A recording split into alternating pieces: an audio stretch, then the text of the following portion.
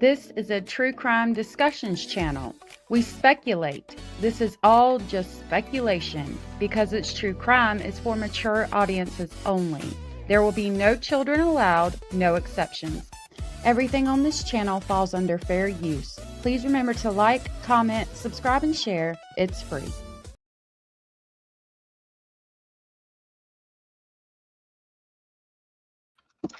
Hello, good evening, good Saturday evening, speculating family. I'm so glad you are here with me. Thank you so much for hanging out with me tonight as we go over a timeline of ZiyahHarris, the case, and videos that are just highly triggering and upsetting for me.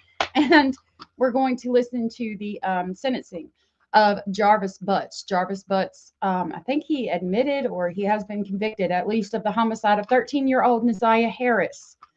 Scratch and Paint, good to see you. Edith, hello, hello. Southern Cats, good to see you. Hannah UK, my love, good to see you. Tom, good to see you. Thank you so much, Miss Scorpio Rising. It's good to see you, love.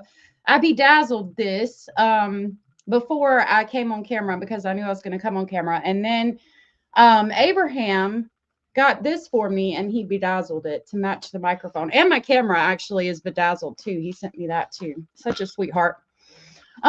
Miss King of Anything, good to see you. Good to see you. Edith, good to see you. I don't know if I said hey to you, love. You are in the vertical. I will try to drop the link for the normal live. Kim Gettle, good to see you. Yeah, I love it. I love it. Love it so much. I think I like stuff that's bedazzled. I've got so many diamond arts that I need to get framed and put up for you guys.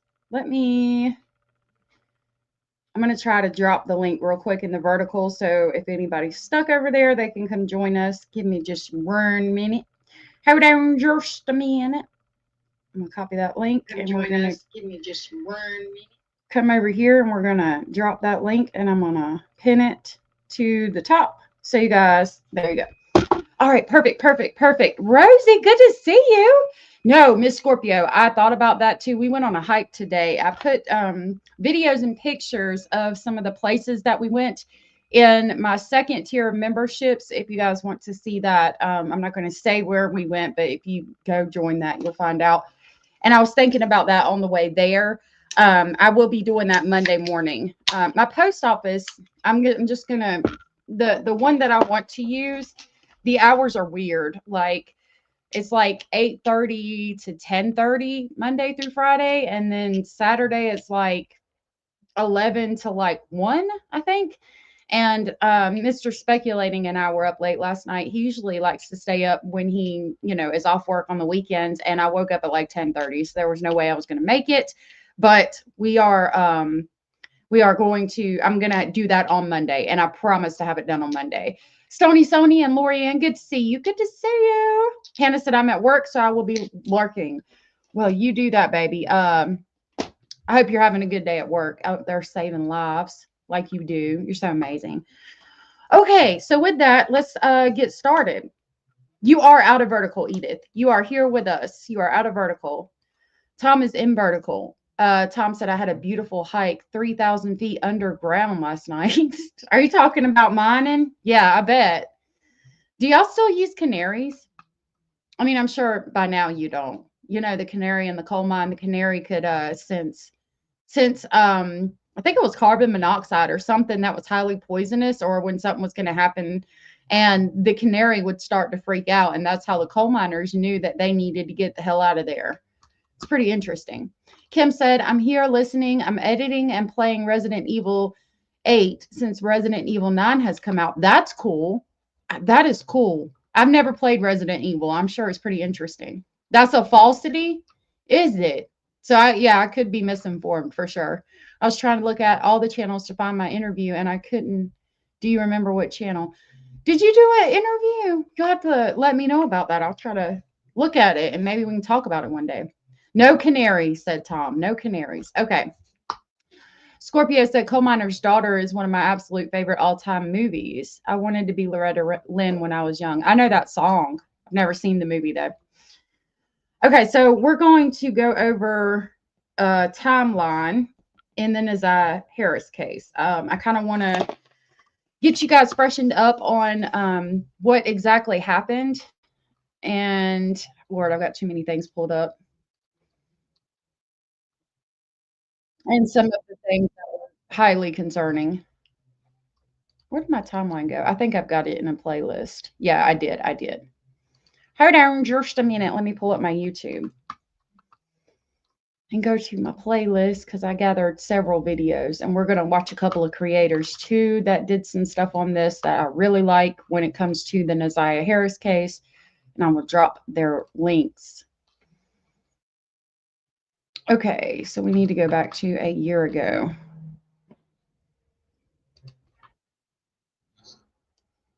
So I have this video that's going to kind of get us caught up on the timeline and things that were going on during the preliminary hearing, which we streamed over here.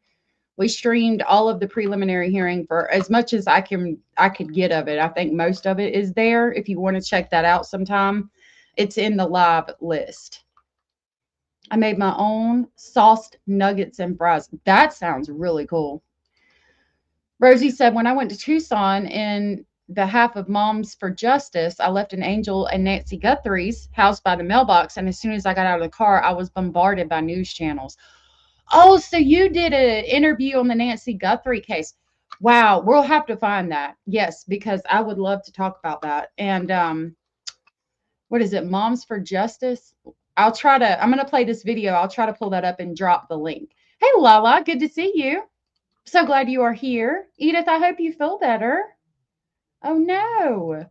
I hope you feel better. Okay, so this video is from a year ago, and it's titled DNA Evidence Emerges in the ZiyahHarris Homicide Case. And it's going to give us a timeline. Keep in mind, this is from a year ago when they were doing the preliminary hearing, and those are on my page. Sherry Berry, good to see you. Happy Saturday. Happy Saturday.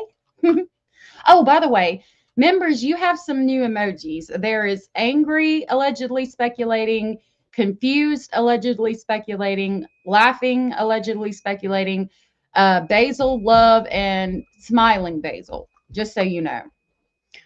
All right. Today, another child takes the stand detailing the alleged sexual abuse she survived at the hands of a man accused of killing 13-year-old ZiyahHarris. That testimony and new DNA analysis playing a key role in determining whether Jarvis Butts will ultimately stand trial for murder. If you are unfamiliar with the case, let's get you caught up with a quick timeline. ZiyahHarris went missing almost 2 years ago to the day. It was January 9th, 2024. Her remains have never been found, but prosecutors arrested this man right here. He's 41-year-old Jarvis Butts. Arrested him on September 27th, and today he was in a Detroit courtroom for a preliminary hearing. Sean Lay was in that courtroom for all of it. Sean, prosecutors say there is a clear motive here. So Ziya disappeared after getting off the bus, and she was last seen in the company of Jarvis Butt. Jarvis Butt was in a relationship with one of Ziya's family members. Jarvis Butt was registered as the actual offender, and I think he was not supposed to be around children, basically, and we'll hear more about that. Hey, Cindy from sunny South Florida, and oh my goodness, Miss Scorpio Rising coming through, gifting a membership, showing some love out here tonight. Thank you so much for that. That was so very sweet and supportive and amazing of you. Amazing. And oh my goodness, Kim Gettle got the membership. Yay, Kim Gettle, congratulations. I will grab the crazy train to pick you up on the way to Speculation Station. And now you get to use those new emojis, and you'll get my videos sooner than everybody else.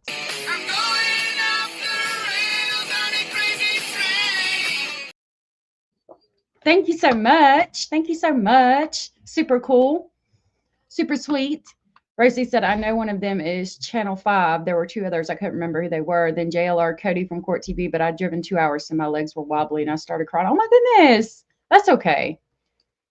I'm sorry your legs were wobbly, though. The coward wouldn't even hold his head up during sentencing. Nope, and he kept that COVID mask on the whole damn time, like nobody knows what you look like. Sir, sit all the fucking way down. Well, because Lori, I had not seen the sentencing hearing, and I wanted to watch that with you guys. If you want to email me the newer children missing, though, I'll definitely try to pull some stuff on that. There is, and we're going to get to that right away, guys. This is just like the Zion Foster case. You're talking about teen. And ZiyahHarris, it's upsetting because ZiyahHarris, as I've stated before, was worse than Madeline Soto. You could clearly tell that ZiyahHarris was with child. And I get really upset because why didn't this case get as much attention as Maddie did? It's important to talk about this case, and he was just sentenced Thursday. So it's just that I've been delayed because we've had a lot of real life stuff going on, and so I wasn't able to talk about it on the day of the sentencing. But this is a very important case to talk about, and Ziya deserves justice. Her body still hasn't been located. I mean, we need to get her home and give her at least the peace of being laid to rest. Allegedly abused by an adult here, then goes missing, presumed killed. We're talking about ZiyahHarris, just 13 years old. Her body has never been found. Her family continues to try to find justice in this case. Here are the new details we're learning inside court today. Everything is on my phone. Y'all have possession of my phone. Take a look at it, go through it. So I don't know what that's about. I don't know why she said. This is the first time we're hearing the voice of Jarvis Butts. He is 41 years old. He is accused of the sexual abuse and murder of a 13-year-old girl named ZiyahHarris. She was related to one of Butts' many girlfriends, and he called Ziya his niece. The teen was last seen with Butts after school last January 9th. Then ZiyahHarris went missing. Police brought Butts in for this interrogation during a search for her, where Butts told police everything he knew about the girl was on his cell phone that police seized during a search warrant. You have to listen.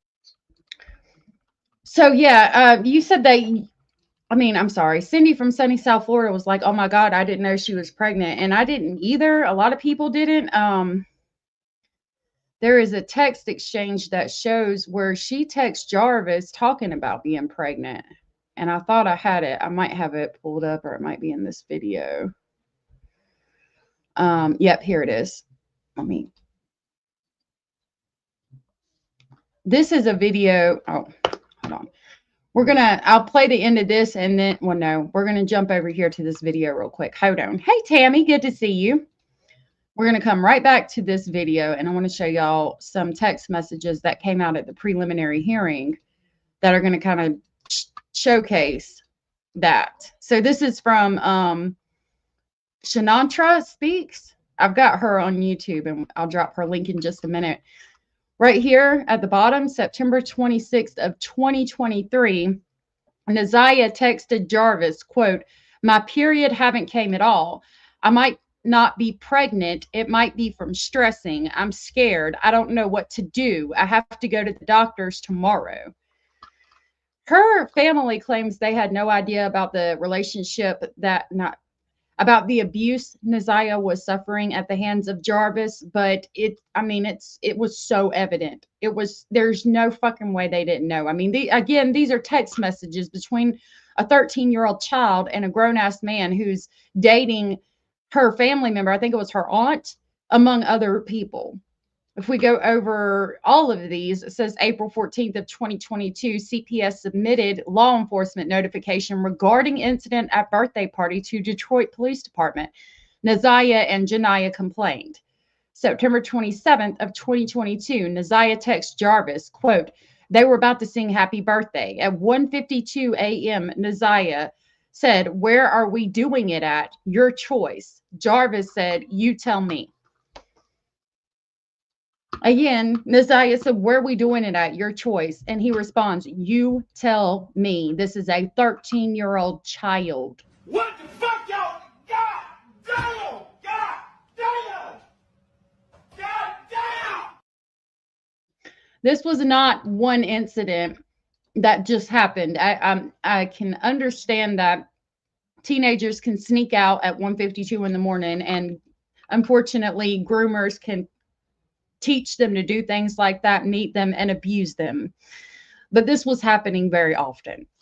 Unfortunately, she would go to his auto shop. He was well known to be abusing children. It's a fucking disgusting and upsetting case. Mustang and Wolfpack, good to see y'all. Thank you for being here.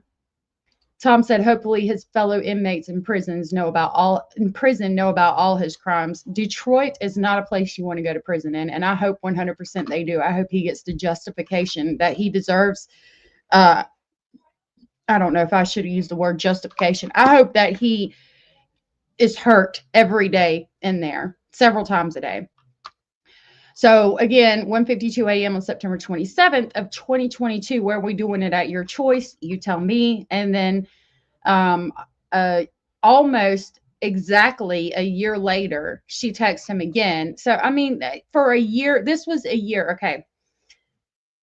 There is a year time period here. The year, we're going to start in 2022. In 2022 at 1:52 a.m., she's comfortable enough to text him, where are we doing it at your choice? And he says, you tell me. Approximately a year later, in September of 2023, my period haven't came at all. I might not be pregnant. It might be from stressing. I'm scared. I don't know what to do. I have to go to the doctor's tomorrow. This shit was going on for a whole entire year, and nobody in that house knew a fucking thing. And it's not just that. I'm very well aware that children and teenagers can hide things from their parents, but this is not an incident of that. This is a very upsetting incident. Past, maybe look for something that's in the forefront. Well, this is in the forefront because he was just sentenced. For me. Very closely to pick up what Butts is saying, but he says he has nothing to hide. A co-worker of Butts testified that Butts and ZiyahHarris were at their auto repair shop the evening ZiyahHarris vanished. But Butts told investigators the last time he saw Ziya was weeks before. What's going on here? All right, back here live. This preliminary hearing, this isn't a trial, guys. Preliminary hearing goes into day 4 tomorrow. More than 24 witnesses already, 6 more witnesses tomorrow. That's because no remains have ever been found. So prosecutors are having to connect the dots all the way. They say it goes all the way to Jarvis Butts. Much more at 6 o'clock. Back to you. Okay, we'll see you there.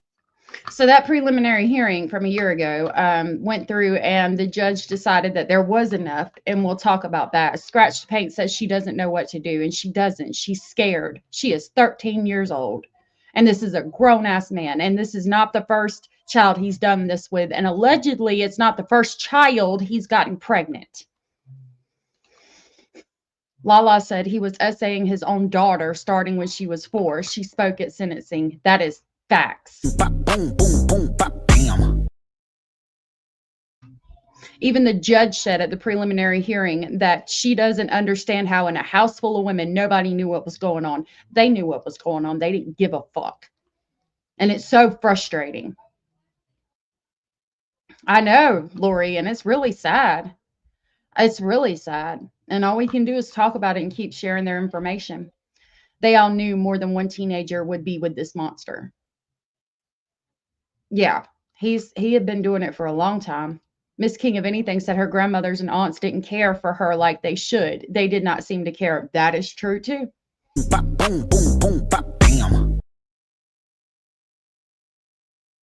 Why? So this is also from a year ago, and it's going to tell us about some of the CPS warning.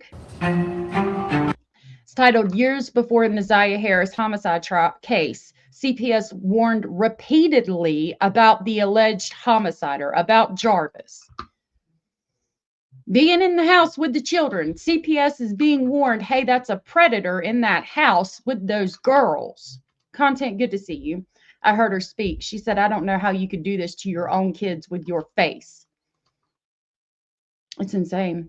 And if I remember correctly, the 4-year-old, he gave her some type of STD, chlamydia or syphilis or something. It's fucked up. It's so fucked up. Right now, Jarvis Butts is awaiting trial for the murder and sexual abuse of ZiyahHarris. Again, this is from a year ago. After listening to days of testimony last month, a judge called Butts a monster and said that opportunities to protect the 13-year-old girl were missed. Tonight, the 7 investigators are revealing years of warnings that preceded Butts' alleged crimes. Warnings that family members say were made to Children's Protective Services that could have saved Ziya's life. Here's what 7 investigator Ross Jones has uncovered. Sidebar real quick. I love your nails. My daughter got some nails like that, but they were like the French tip manicures, but they had that black outline like that. I love your nails. They're so pretty. This case makes my blood boil too. It really does. And it did not get the attention that it should have, in my opinion. You look at that face and you do not see the horrors that she had gone through in her short life. The exploitation, the molestations, the sexual abuse, and the pregnancy that she was concealing. Years before Jarvis Butts would be charged by Wayne County's prosecutor, accused of killing and sexually abusing 13-year-old ZiyahHarris. I'm going to back that up. I missed part of it. I sincerely apologize. Hold on. It was his own. Here's what 7 investigator Ross Jones has uncovered. You look at that face and you do not see the horrors that she had gone through in her short life. The exploitation, the molestations, the sexual abuse, and I do believe this picture was taken the day she went missing. The molestations, the sexual abuse, and the pregnancy that she was concealing. Years before. So it is confirmed that she was with child. I thought it was, and I thought it had been. Mustang said they keep doing the same shit because they get away with it. Yep. Yep. Boom, boom, boom, bam. How the fuck was he able to do it so many times, be charged with it, and be around children still? And how did these women not know anything? I mean, there's no fucking way. Or Jarvis Butts would be charged by Wayne County's prosecutor, accused of killing and sexually abusing 13-year-old ZiyahHarris. Harris's own relatives say they saw the warning signs and told anyone who would listen. So that at that point, I was like, this is too much. I'm calling CPS. I tried not just once, but multiple times for them to take me serious in what I was saying. Kiwana Morton and her cousin Jernell are both relatives of ZiyahHarris. In February of 2022, Jernell says she learned of allegations of improper touching involving Butts and other small children. She says she was told about the claims while talking to her niece, Jarvis Butt's girlfriend, and that the alleged victims were ZiyahHarris and 2 other children. I was just... Okay, so she was talking to her niece who was dating Jarvis at the time. So her niece is an adult. Her niece, the adult female in the house who's dating Jarvis, is telling her aunt, this woman right here, hey, Jarvis is inappropriately touching the children in my house. He's inappropriately touching Ziya and inappropriately touching another child. Yet he still remained in that house. How the fuck? I mean, you're telling somebody, you've known for so long, and you've thought about it for so long. It's been on your mind. You've been worried about it. You've been thinking about it. It's been in that wheelhouse in your mind for so long that you felt comfortable enough to say something to somebody else and talk to them and get their opinion on it. Not only that, you didn't do anything. CPS gets called. They don't take the children, and he's not made to leave, from my understanding. We're going to find out more about that. So that would tell me you lied to them to keep this man in the fucking house. And you knew. You fucking knew. Your little ray of sunshine said everyone needs to be in jail. The mom, the aunts, the grandma, the prosecutors, and the incompetents at the Detroit Police Department. They all failed her, and she did not get justice. Facts. Boom, boom, boom, bam. The fucking school reported her missing. I'll back it up a little bit. And 2 other children. I was just like, oh my God, I was not crazy. This needs to be looked into. She says she took the claim seriously in part because Butts was on the sex offender registry, having spent more than 8 years in prison for 3rd-degree criminal sexual conduct. He was on the registry in this house with these children. This person is dating him, and she knows that he's touching her fucking children. She knows he's a 3rd-degree sex offender on the registry, and she fucking keeps him there. She didn't alert authorities at first because she believed her niece would notify police. But weeks later, Jernell did notify Child Protective Services. So this aunt believed that, her niece, the adult, is going to do the right thing. Sir, you got to get the fuck out of my house, and I'm about to call the police because you are touching my children. I have found this out. You got to get the fuck out, or I'm going to kill you right now on the spot, whatever. But no, that never happened. This woman, the aunt of the adult in the house, had to call CPS and try to get somebody to save her nieces and nephews. 8 fucking years in prison he did before he came into this household. but they let him around children and they let him stay. This is a lawsuit worthy case because it's like so many people, like anybody that could have helped failed completely. I don't know. Money, because he was bringing in money, because he told her lies. I don't fucking know, because she didn't care that he was abusing her. Her complaint came in on April 13th, 2022. There was an incident at a birthday party, the complaint reads. One of the children that attended the party accused Jarvis of sexual abuse. Naziah, and name withheld, reported that Jarvis touched both of them inappropriately as well. Jarvis touched, name withheld, in her private area, and it hurt. Jernell made the complaint over the phone. They basically told me if they needed me for anything else, they would reach out. The next day, Jernell would receive a text from her niece, Butt's girlfriend, confirming that CPS had contacted her. I'm going to read what it says. They might read what it says, but it says CPS called me, and then the woman on the phone texts back what they say. And then the aunt, the adult in the fucking house with all of the children, said they called me about the well-being of my kids. Then they called back to get Jarvis info. I called redacted and said mama called her and she has to talk, and then it cuts off. Confirming that CPS had contacted her. CPS called me, the text reads. They called about the well-being of my kids. Then they called back to get Jarvis info. A CPS spokeswoman would not tell 7 News Detroit if investigators ever questioned ZiyahHarris after receiving the complaint. But we do know it wasn't the only complaint filed with CPS, naming. I get that CPS is overworked and underpaid 100%, but again, he's going to go on to tell you this is not the only call received, and you knew CPS called back to get Jarvis's information. Yet, after this incident, Jarvis still remains in the house with the children.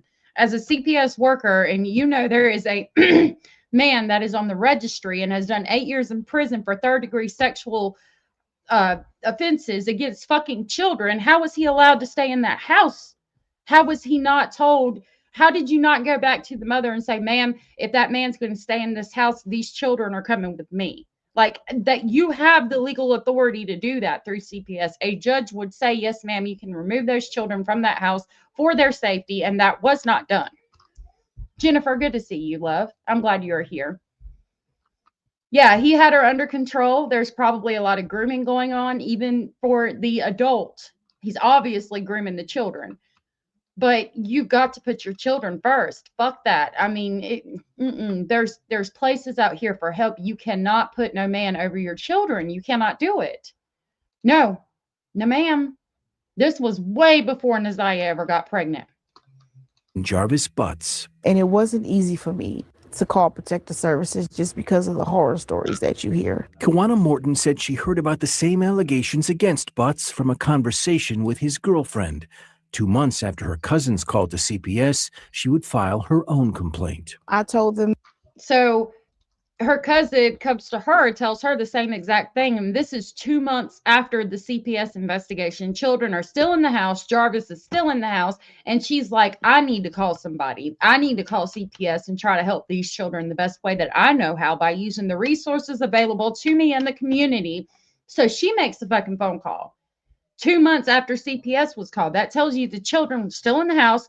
Jarvis is still in the house, to the extent that she's like, I need to make a phone call and another report needs to be made. And what the fuck do you think happened?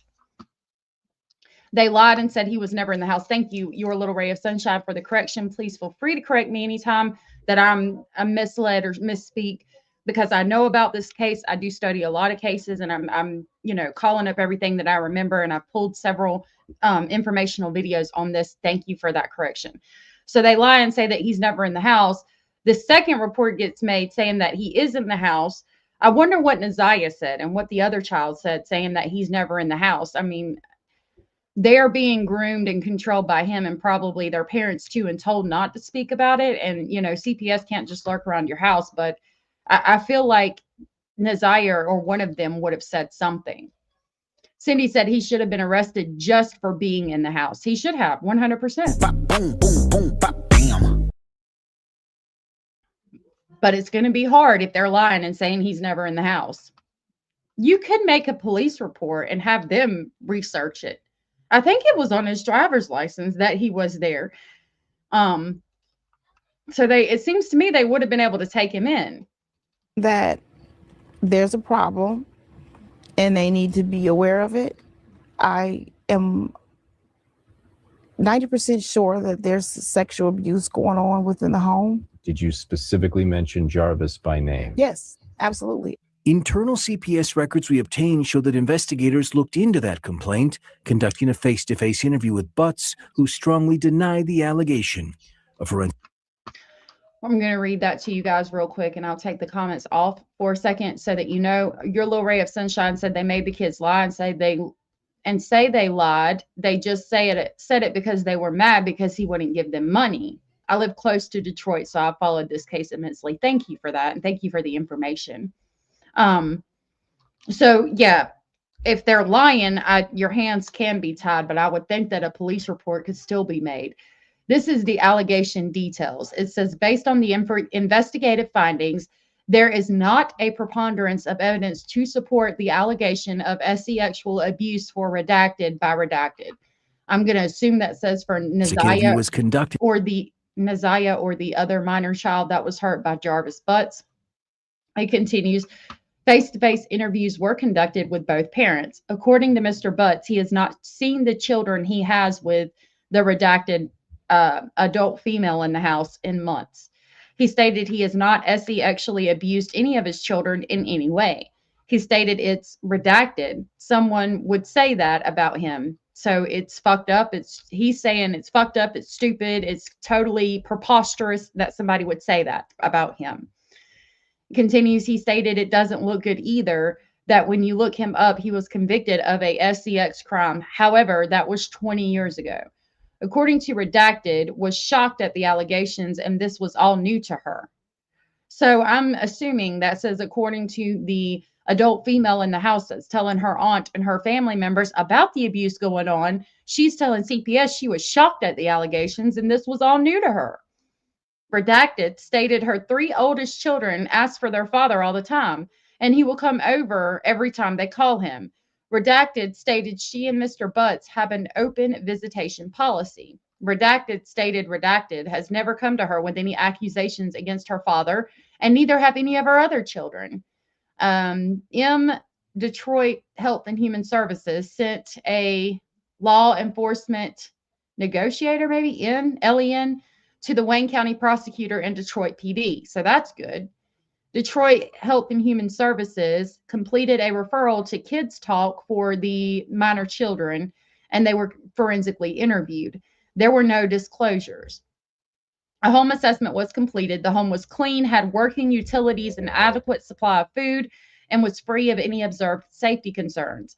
Safety plan. A safety plan was not created due to Mr. Butts not agreeing to be separated from his children.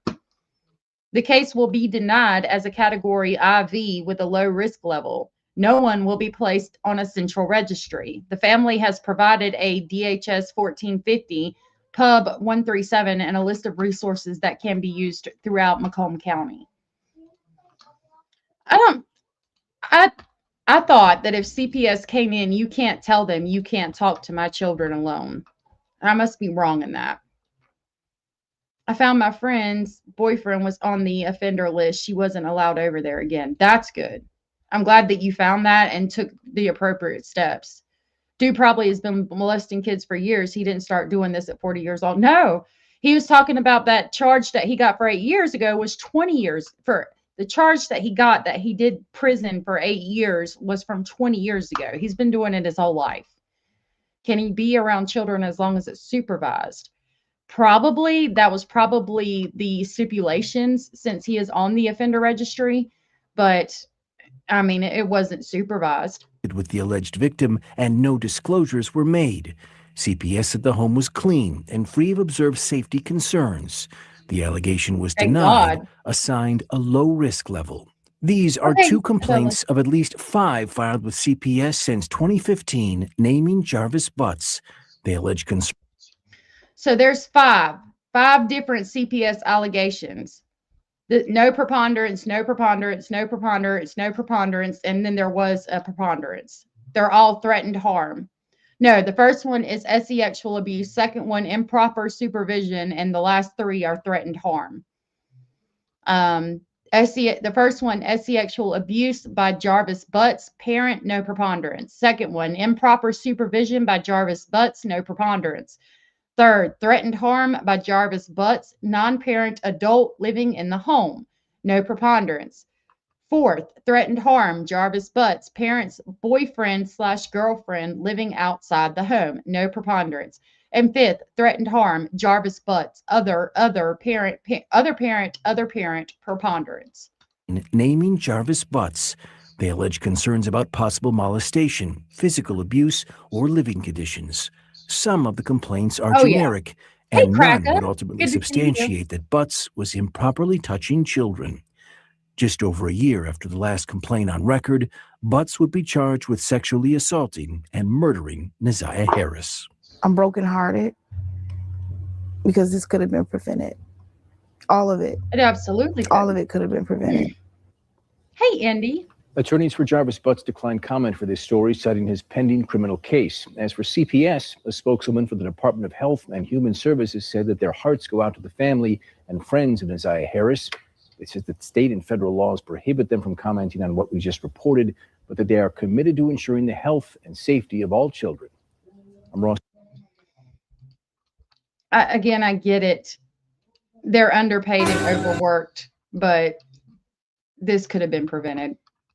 I wanted to share this video with you. This is from Tootie Uncensored. I'm gonna drop her link.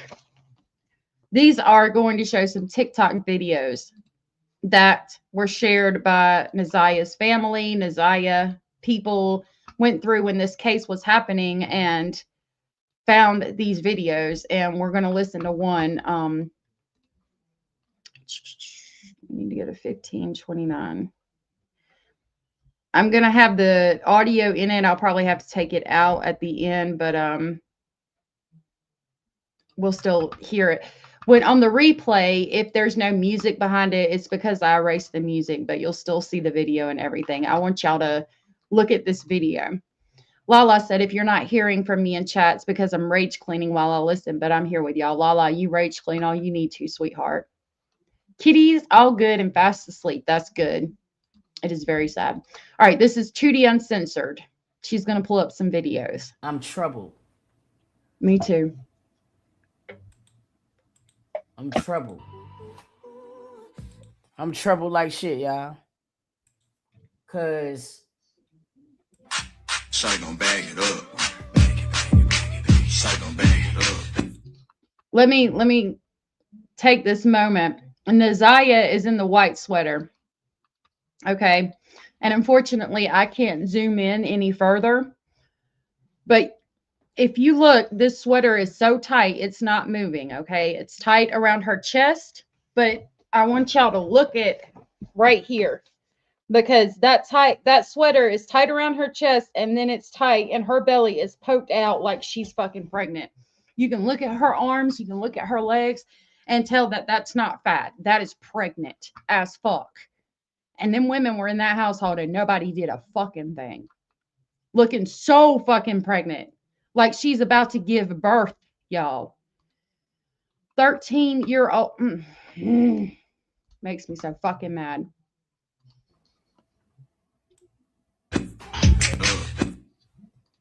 there's no way. There's no way nobody knew.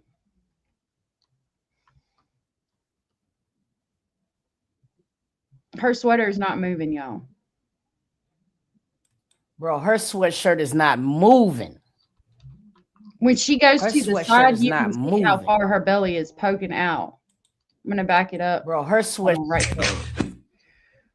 Hold on a minute, y'all. Sorry. I'm going to try to get it on the side where y'all can see it good.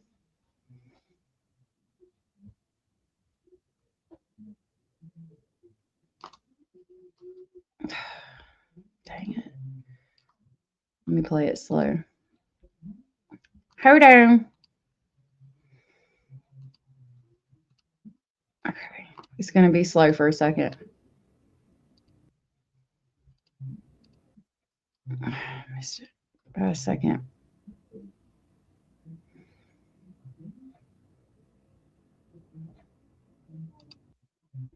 Right there. If you can zoom in under this white box, I'll keep my mouse under here. Look at her belt right here. You can see it go, her shirt goes in under her chest and then it comes back out. That is a baby bump if I ever saw one. She carrying high too. I mean, it's right there. It's outlined right there. And you mean to tell me that none of these women, there was several women living in the house, several women that have had children, several women that have given birth, taking care of children, and nobody could tell that that child was pregnant? No, that's a fucking bold-faced lie. They all knew she was pregnant. They didn't give a fuck. Oh, she was. We saw the text messages. I mean, if we go back here, right here, September 26, 2023, my period haven't came at all. I might not be pregnant. It might be from stress, and I am scared. I don't know what to do. I have to go to the doctor's tomorrow. She was scared. So scared. And nobody did anything to help her, to the extent of they had her lie to CPS, and they were lying to CPS. Abella said, reminds me of that Alexis girl who had her baby in the hospital and killed him there. Her cheer uniform was tight like that. Yep. And the other girl that's been in the news too that we talked about, that was a University of Kentucky cheerleader. It is. But see, it's upsetting because this case didn't get as much attention as Maddie did. And it's so obvious. Her body still has not been located.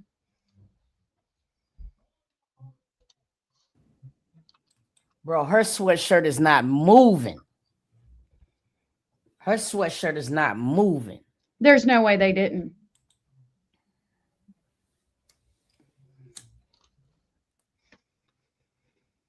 I don't really know how to feel about her just yet. Sometimes I have mixed emotions, no lie.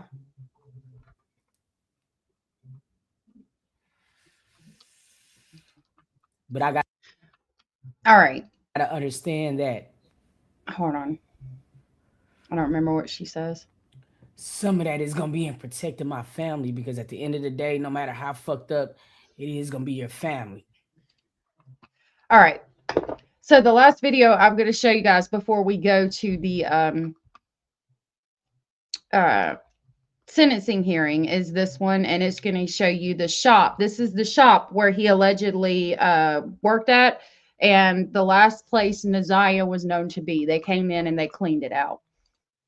Content said, just like Farah from Teen Mom, she was still trying to cheer at football games in her third trimester. That's crazy. Heck yeah. What's going on, Indy? Lala said, and when comparing this case to Maddie's case, this asshole had so many more victims than that other asshole. And there's probably some victims that aren't speaking out about it. There were so many victims. Oh, yeah. If y'all don't mind, please hit the thumbs up and subscribe if you haven't. All right. So here is video of the shop. On this food. And they ripped the shit up so bad, I can't even tell. Where would the date will be on the damn can, though? 2024? September 22nd. I'm telling y'all, boo-boo everywhere, so. I think they're looking for evidence of Naziah being there, evidence of the homicide, and trying to figure out the last date that anybody was there.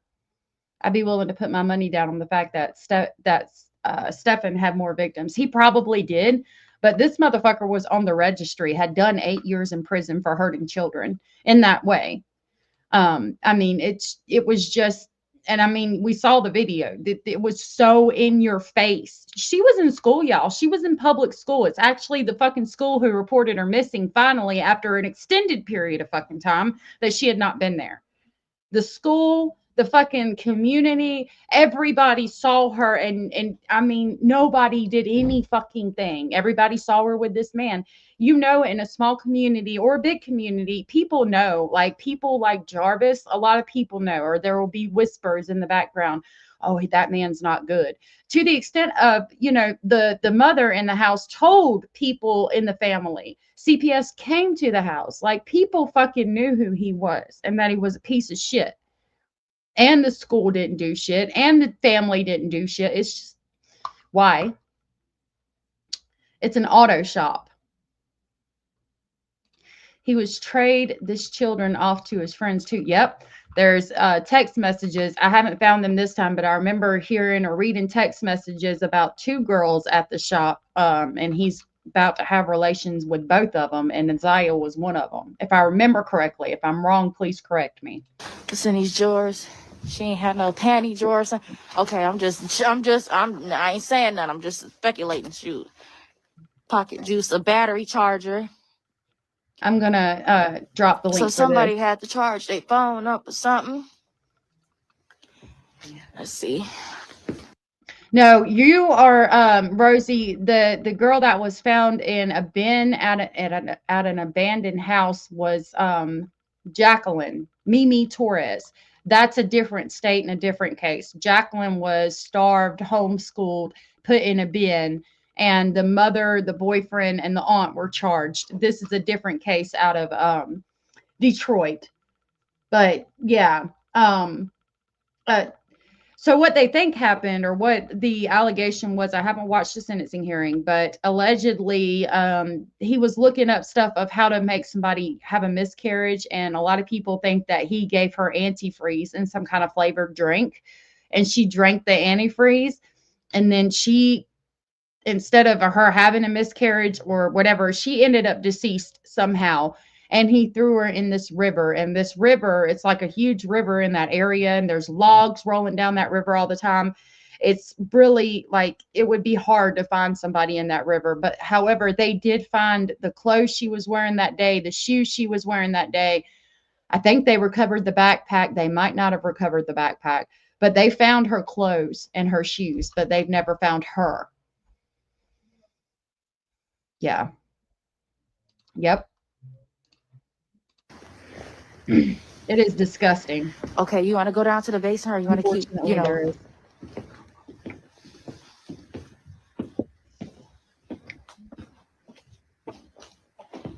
They make me mad too. All these cans over here. Okay, what is this? Women products? Too good. Some yogurts. What's this medication right here? They're trying to figure out if he gave her something, if there's evidence of something he gave her at the shop. And with the investigation that was done, it wouldn't surprise me to learn they found something. But I've always thought, and from the picture that Lord, the police detective from New York, anyway, he shows a picture and there's antifreeze in the background, and you know, in the background of like a playroom where a bunch of kids are, there's antifreeze on the ground, like a jug of antifreeze, and like an area where there's like toddlers. So there are several reasons to think that, but I don't have all of them right now at my fingertips. Some aspirin. Okay. Strategic. Thank you, Kim. Okay, let me show you where I was nauseous at. Did you search over on his side? Quickly, your little ray of sunshine said, I don't think he threw her in that river. They find bodies in that river all the time. Okay. They did find her clothes. I want to know where she's at. And I wish that they could find her so that she could be laid to rest. Thank you for that information. Yeah, they put something in it to make it taste bitter, but you can get it without it tasting bitter, especially if you have an auto shop. I didn't get to this. I got my mask on. We got to be careful with needles too. Somebody got a lot of medication up in here. Pack of Haribo gummy bears. Who do you think those were for? On this food. All right.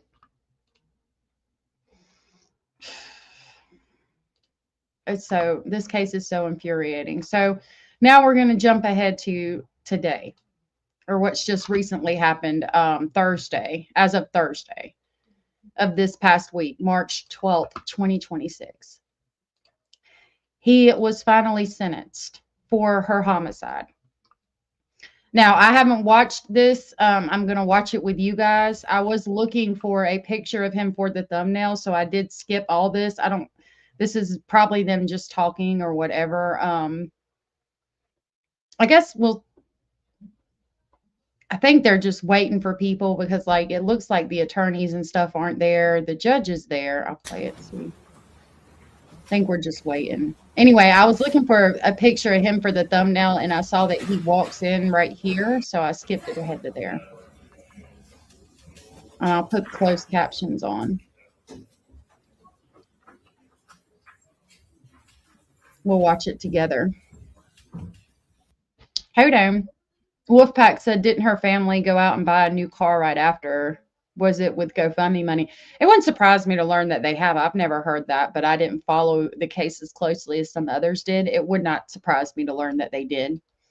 They did find her clothes, but what is weird is that those aren't the clothes or the ones she wore to school that day. So if she didn't wear the pink jumpsuit, like like, you know how it was like a one-piece suit was popular at the time, and they're still probably popular. It's like a one-piece little jumper type thing, and it was pink, and then they found her shoes. That's not what she wore to school that day. I remember seeing her in the black jacket, but I thought she could be wearing it over that pink outfit. That's interesting. Your little ray of sunshine. That's really interesting. And I don't find it beyond the realm of possibility that Jarvis would have thrown those in there to make it look like that's where he put her, even though he didn't. He's a seasoned criminal. Indy, thank you so much for the super chat. That was so sweet. And thank you for the hugs and the orange heart. I'm giving you a little heart too and some hugs. Thank you so much, love. I really appreciate that. You are amazing. Amazing. Thank you so much for the support. That was so sweet of you. Cindy said, I wonder if he left her clothes near the river and disposed of her body in the trash. Possibility. He definitely could have done that to throw them off. And I think that he would have. Reminds me of a guy who was a gold buyer in LA. I went there to sell a chain one time years ago. He invited me in the back, and it was like he had a whole house back there. Oh, wow. That's crazy. All right, I'm going to play this.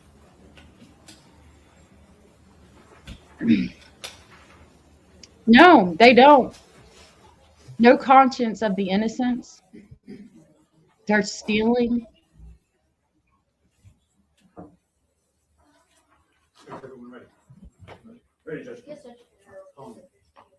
He's still wearing that mask. To hide his face. Calling case is 250000218. I do too. 2400223 24006 2500241 2500478, and lastly 25006 These are all in the matters of People versus Jarvis Butts. Today's date and time is scheduled for sentencing and appearances. Can we start with the prosecutors? Good afternoon, Your Honor. Tina Ripley on behalf of the people, P83688. And good afternoon, Your Honor. Matthew Makis on behalf of the people, P82796. Good afternoon, our Neighborhood Offender Service by Cheryl Quick, P83973, on behalf of Jarvis Butts, together with co-counsel. Good afternoon, Your Honor. Good afternoon to your staff. Neighborhood Offender Services by Ken Reagan, P82125. Good afternoon, Your Honor. Lori Butler, P88126, with Neighborhood Defender Service, also on behalf of Mr. Butts. Thank you. Mr. Butts, please state your name. Jarvis Butts. Before we hear him talk, they just read out those cases. So this is going to be from the Wayne County Prosecutor's Office. I'm going to read this to you. And it was published on the same day as his sentencing. And it reads, this afternoon, Judge Nicholas Hathaway sentenced defendant Jarvis Butt to 35 to 60 years for second-degree homicide in the homicide of 13-year-old Ziyyah Harris. So we know that he'll get that, okay? But we're still going to watch it and break it down. He was also sentenced on 5 other criminal SC actual conduct cases, all to be served concurrently in the Michigan Department of Corrections. Quote, one of the most important aspects of the plea agreement was giving Ziyyah's family some semblance of closure. The disclosure of the location of her body was crucial. As a condition of his plea to second-degree homicide, Jarvis was required to give a truthful statement regarding the body of Ziyyah Harris. We are satisfied with the statement he's given, so I'm interested to hear that. The main reason I clicked on this is so the charges, you could hear them. Defendant was sentenced, so this is case number, that one, it says Ziyyah Harris 13. He was sentenced to 1 count of second-degree homicide with a sentence agreement of 35 to 60 years. Counts 2, 3, and 4 were dismissed. He will not be eligible to apply for parole until he has served 35 years. That's bullshit. but I'm going to wait to react to the video. The next one was a then 7-year-old female victim. He was sentenced on 1 count of second-degree criminal sexual conduct with a sentence agreement of 10 to 15 years to run concurrently. Counts 2 and 3 and 4 were dismissed. And then the next charge is a then 4-year-old female victim. He was sentenced to count 2 of second-degree criminal sexual conduct with a sentence agreement of 10 to 15 years. 4-year-old victim, 7-year-old victim, then 8 or 9-year-old victim, and then 13-year-old, and then 8-year-old victim, y'all. All of these victims, that's 1. 13-year-old is probably Naziah. 2, 3, 4, 5. And these are the ones he's being charged with now, not the ones that he had already been charged with and served 8 years on. Let's go back and hear this. All right, thank you. Attorneys, you can all have a seat if you'd like. Today is the date and time docket for sentencing for all 6 of Mr. Butts' matters. It pisses me off. Resolve short of trial rendered pleas with sentence agreements on all 6 of his files. Noting, of course, there's a lot of people in this courtroom. I want everyone to look around at all of the gentlemen and ladies wearing the brown uniforms. If anyone thinks, if you're thinking you cannot. Excuse me? Civilized manner, follow the rules of the court and behave in a civilized manner. Now would be your time to exit the courtroom. I will not, or I will. Well, they do got a lot of police in there right now. You know, he's wearing that mask on his face because he don't want people to see his fucking face. Little fucking bastard. Yeah, he won't look up at all. Right, Abellis? It is disgusting, Indy. It baffles me that they cannot present themselves as being, that they can present themselves as being so loving, charming, and charismatic, and yet are empty, cold shells. Facts. Boom, boom, boom, bam. So many victims, and those are just the ones that spoke out. He's 43 years old. Okay, Cindy Love. Take it very seriously in the event of any sort of outburst, and I don't want to see anything like that. We all understand. Very good. All right, attorneys, as noted previously, Mr. Butts is here to be sentenced, and there were sentence agreements negotiated on all 6 of his files. He was referred for a pre-sentence investigation report. Attorneys, be safe. A short bench conference or actually chambers conference regarding the pre-sentence investigation report to discuss some potential changes or modifications to the sentencing guidelines. So I'll start with the prosecutors, and I don't know if one or both of you are going to be speaking here today, but have you had an opportunity to fully review the pre-sentence report? Yes, Judge, including the guidelines. All right, very good. Were you requesting any additions, deletions, or corrections? Not in the body of the report. I don't know if you want to go through those first and then do the guidelines. We can start with the body first. Nothing to the body of the report, Judge. Okay, and that includes Ms. Police files as well? Yes, Judge. Okay, thank you. Defense, have you all had an opportunity to review the pre-sentence report and its contents with Mr. Butts? Yeah. And were you requesting any additions, deletions, or corrections? There are some changes here. Okay, very good. Whenever you're ready. All right.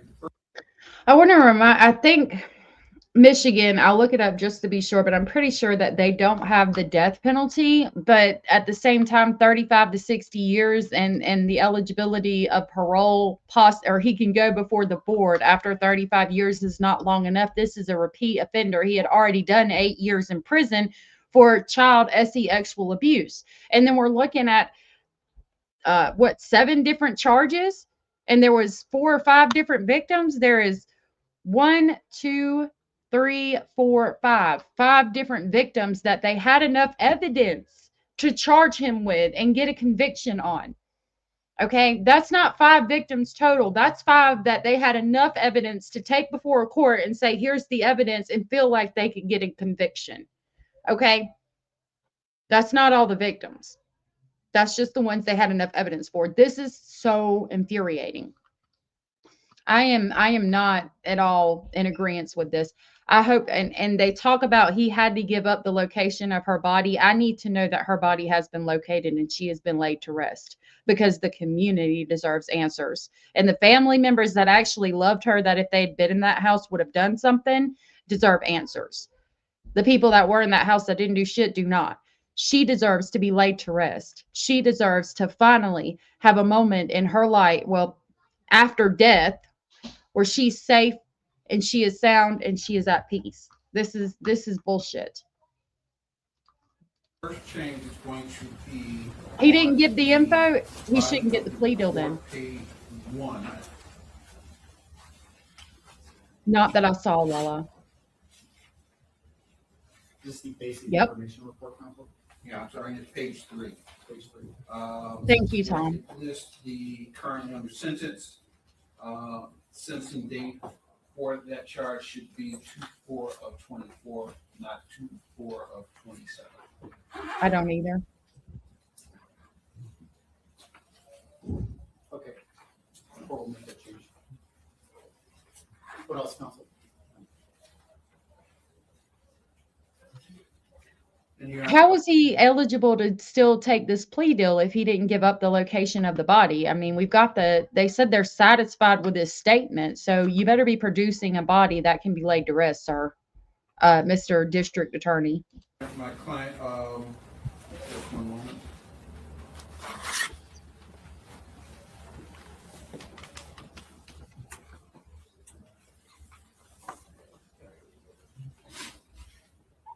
Under the section on the evaluation of plan, it would be paragraph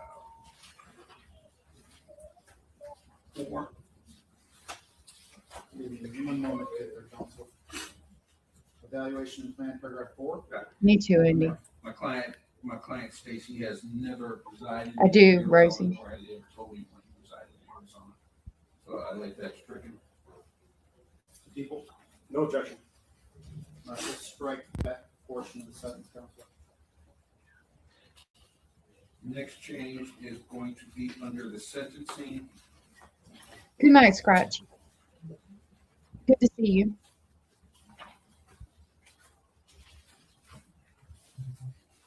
And it is going to be number 5 of 21.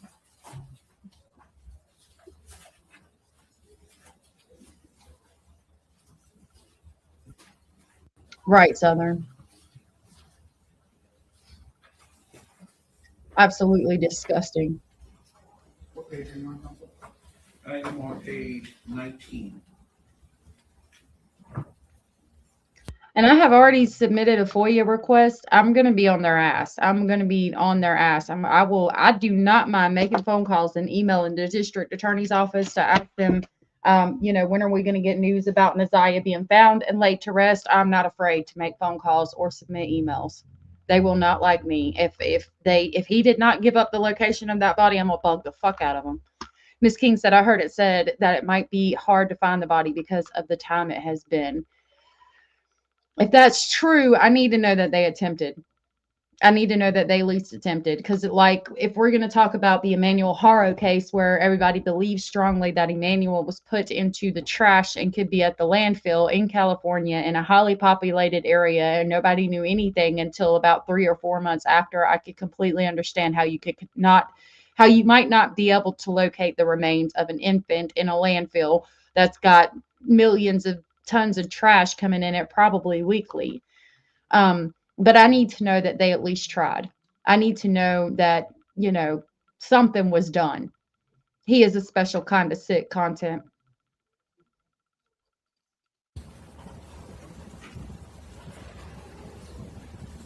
Five of 21? Correct. Yes, sir. My client indicates that he was never originally charged with 2 counts. He said it was always 1 count that he was originally charged with in that matter.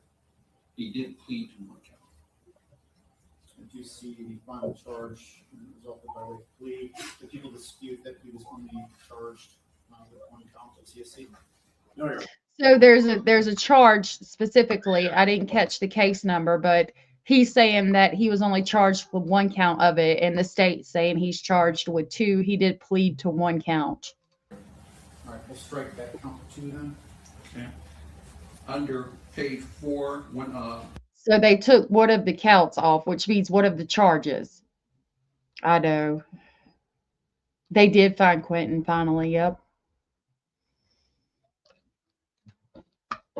They should. Under 4 of 21, the CCW.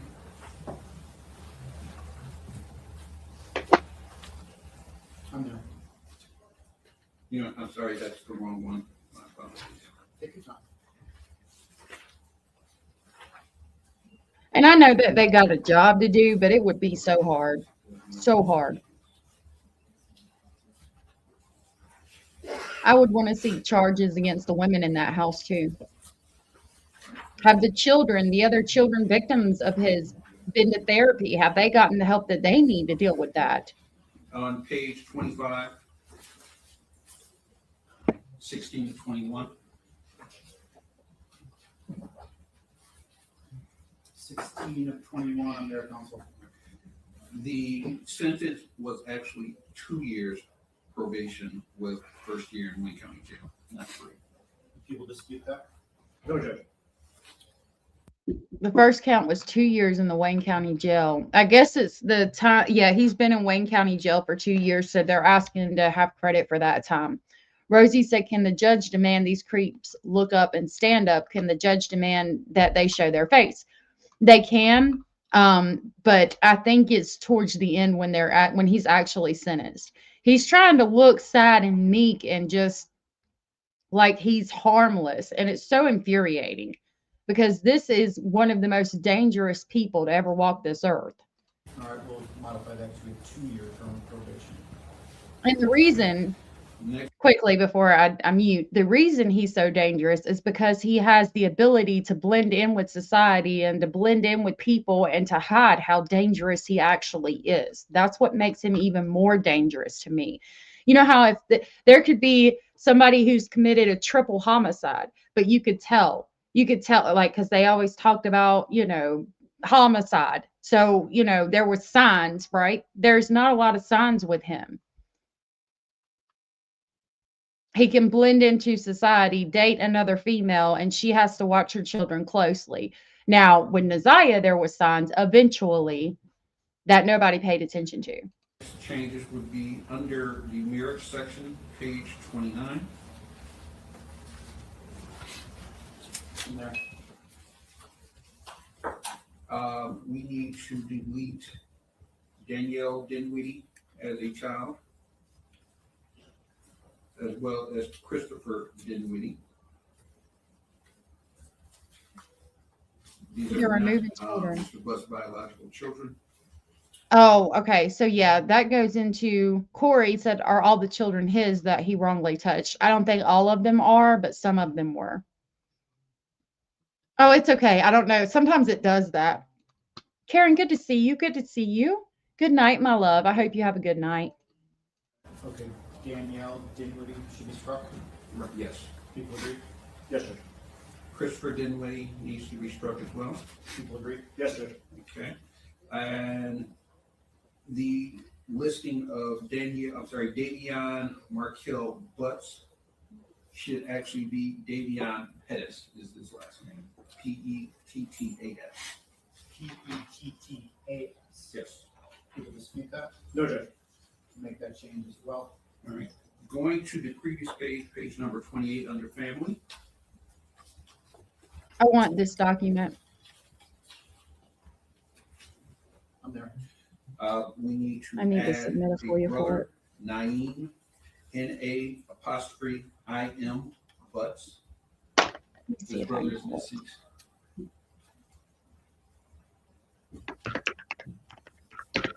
No objection? No objection. Okay. Under the family narrative, second sentence, he reported having 4 maternal half-siblings. That should be 5 maternal half-siblings. Again, no objection. Okay. All right. Next change is going to be under substance treatment. This would be page number 33 in the report. Okay, we got some. Under Catholic Social Services, it showed completed no. That should be completed yes. Just one moment.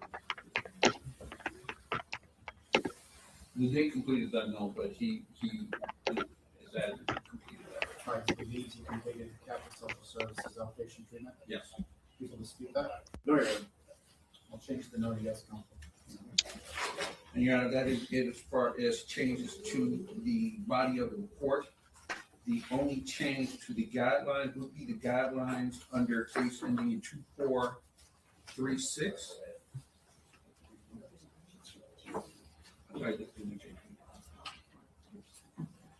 Yeah, we'll let the people start and we'll put our change after this. Okay, very good. All right, Mr. Makepeace, you were requesting some changes to help guidelines report. Yes, Judge, and I'm just gonna go in the order that they were listed in the PSI. Appreciate that. I'm on the first one. And that would be case ending 2236. Yes. With respect to the PRVs, we believe those are correct. The OB, the only changes on the OB should be OB12, which is scored at 5, that should be 0. OB12 is scored at 5. You believe that should be 0. I presume no objection from the defense. No objection, no. All right, we'll change OB12 on that case number to reflect 0. Okay, so now the prosecution is speaking in this. I apologize. I'm trying to pull up the court documents. I've gotten some of them. Karen, thank you for sharing your 10-month membership milestone, and thank you for being a member for 10 months. Thank you for the continued support. You are amazing. Amazing. Thank you so much for sharing that. Karen says, love this channel, and we love you too. Thank you so much for being a continued supporter and a member of this channel for 10 whole entire months. We got a YouTube baby. Whoop, whoop, whoop, whoop. You know what, Wolfpack? I'm reading your comment, and there's a lot of people that talk about generational trauma and things like that about the area that she was in, and it shouldn't be that way. It really shouldn't, at all. I'm wearing my Maddie hoodie. Oh. Abella said, FYI, I'm wearing my Maddie hoodie. Every time I wear it, I get compliments on the heart. It's so cool. That is so touching to me, Abellas, and I'm so glad that you did that. That's so sweet. I'm so glad you're wearing that hoodie, and I'm so glad you get compliments on it. I saw the Maddie emoji today when I was adding the other emojis that y'all should have. Hopefully, they might have to clear them, so it might be the next time we come live. Sometimes I think it's been going on for so long in some families that they don't even notice it's wrong. Generational, yeah. And it's wrong no matter what. I mean, in this day and age, there's no way you couldn't know it was wrong. And that reduces the total OB level to 35. It does not change the OB level or the guideline minimum range. 43 to 86 is correct. All right. Is defense requesting any additional modifications to how the guidelines are scored on that document number? No. All right. I'll change the total OBs to reflect 35. OB level remains the same. Guideline minimum range remains the same as well, 43 to 86 months. Yes. Okay. Thank you. All right. Next. That would be case ending 6232. The PRVs are correctly scored. The same change is being requested of OB12 from 5 to 0. Presumably, no objection from the defense. No objection, Your Honor. All right. OB12 will be changed to 0. Any other changes to that, Mr. Makepeace? Not the OBs. That reduces the total OB from 50 to 45. It does reduce the OB level from 5 to 4, and it reduces the guideline minimum range of 43 to 80, from 50 to 100 to 43 to 86. Okay. Does the defense concur with that? Yes, Your Honor. Okay. And were you requesting any additional changes to that docket number? No, Your Honor. All right. I'll make those changes. Reflecting total OBs 45, OB level 4, guideline range 43 to 86 months. Okay, next, Mr. Makepeace. That would Me be case too. ending in 0218, the homicide case. That's so cool. With respect to the PRVs, the PRV2 should be scored at 20. Oh, really? You had one too, Southern? That's so cool. Defense objection to that? No, Your Honor. PRV2 scored at 20. And then PRV4, which is currently scored at 5. While they're doing this, I'm trying to find the actual documents, but I'm having trouble as of right now. PRV4 reduced to 0. OBs. And the OB, the first change is OB6, which is currently scored at 50. That must be scored at 25, consistent with the plea. plea of murder. Let's try it on my phone. OB 6 should be reduced to 25. I presume the defense concurs. Yeah. This is infuriating. 20. It should be reduced to 25 years if he agrees that he murdered a child. They're saying this charge should be reduced to 25 years if he admits that he actually homicided a child. It's fucking. Yes, Your Honor. The next one would be OB. I'm checking on my phone to see if it'll come up. People should believe that should be scored at 15. Okay. Defense. No objection. All right. OB 8 should be scored at 15. Mr. Makepeace. And then with respect to OB 13, that's currently scored at 25.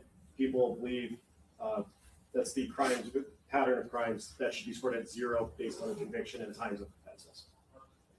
Okay, OB 13, they scored at 25. You believe it should be 0? Yes, Your Honor. All right, defense, I presume no objection. No objection. All right, change OB 13 to reflect a 0. Any others, Mr. Makepeace? Last one, Judge, is OB 19. That's currently scored at 0. People believe that should be scored at 10.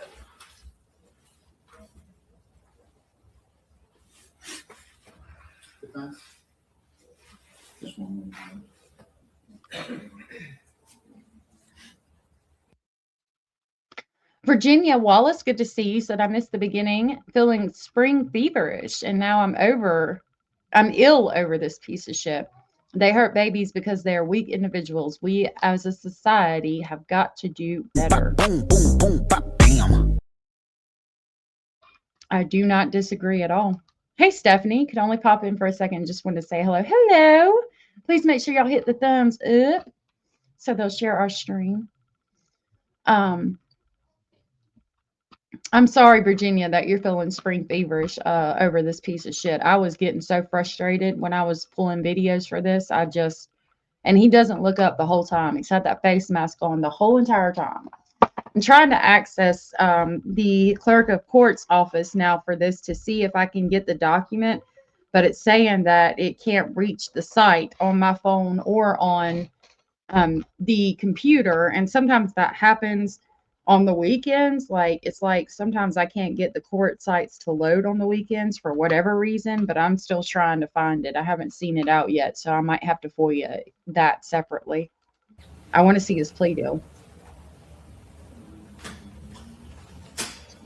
No objection, Your Honor. All right, OB 19 will be modified to 10. All right, on docket ending in 218, the homicide matter, defense requesting any additional changes and modifications to the guidelines? No, Your Honor. No. Okay, Mr. Makepeace, do the math for me regarding total PRBs, total OBs, and what that does. Total PRBs go up to 80. That remains at a PRB level of F. Total OBs go down to 105. That remains at OB level 3. And it does not change the guideline minimum range of 365 to 600 months to life. Okay, very good. Range of 365 to 600 months to life. All right, next, Mr. Makepeace. That would be case ending. I've got 241 next. Yep, 241. The PRBs are correctly scored at 62. The OBs, there are 2 changes. The first one being to OB 11, which is currently scored at 25. That should be scored at 0. Presume no objection to defense. No objection. All right, OB 11 would be reduced to 0. And then OB 13 is currently scored at 25. That should be reduced to 0 as well, based on the timing of the offenses. Again, I presume no objection to defense. No objection, Your Honor. OB 13 will be reduced to 0. Is that it, Mr. Makepeace, on that? That's it, Judge. The PRBs remain at 62, PRB level E. Total OBs go down from 60 to 10. That reduces the OB level to 2. That changes the guideline minimum range to 29 to 57 months. So those are for the charges where he was touching children that were under the fucking 7-year-old, 4-year-old, 7-year-old, 8-year-old, 9-year-old. Going back to this, some of those charges, one of those or some of those, it's 29 to 57 months in prison. So infuriating. It's looking like I'm going to have to do, again, a separate record request to get this plea deal, but I will be doing that as soon as I end the stream with you guys. 57 months? Yes. I want to see what the hell it says. All right, defense brief. Absolutely. Any other changes or modifications to those guidelines on that document from defense? No. Thank you.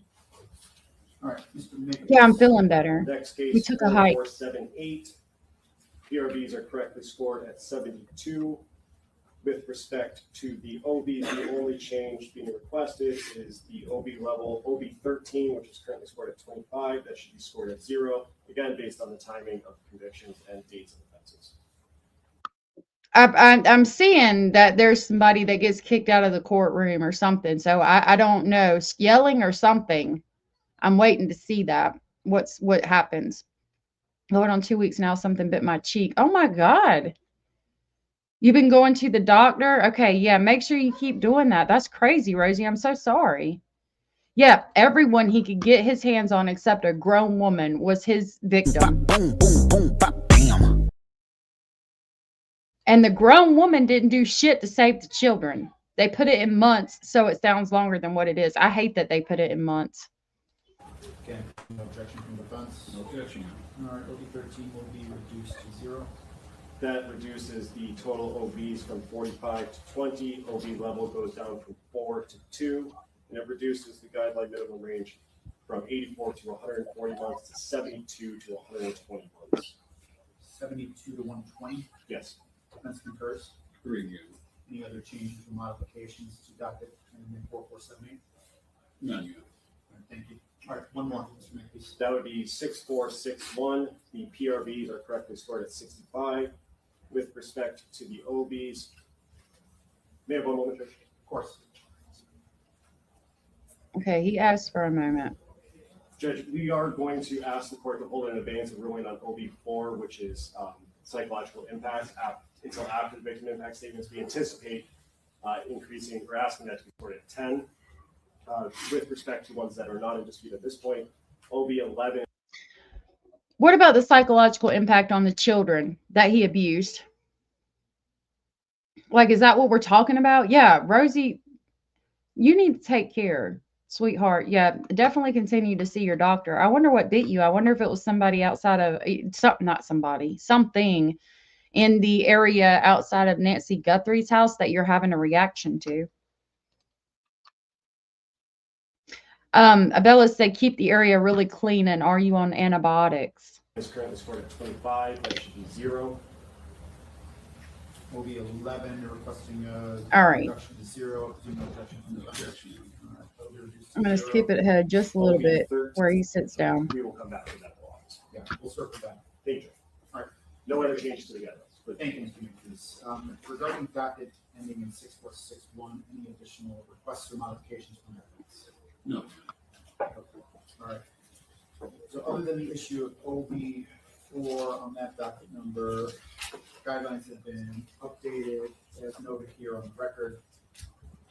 Now, of course, to make these under the Crime Victims' Rights Act, the various complainants on all files are entitled to make statements here in open court before the court imposes a sentence. Do you have complainants here? we do, Judge. I believe APA Ripley is going to announce which ones are going to push it. Okay. And how many people will be addressing the court today?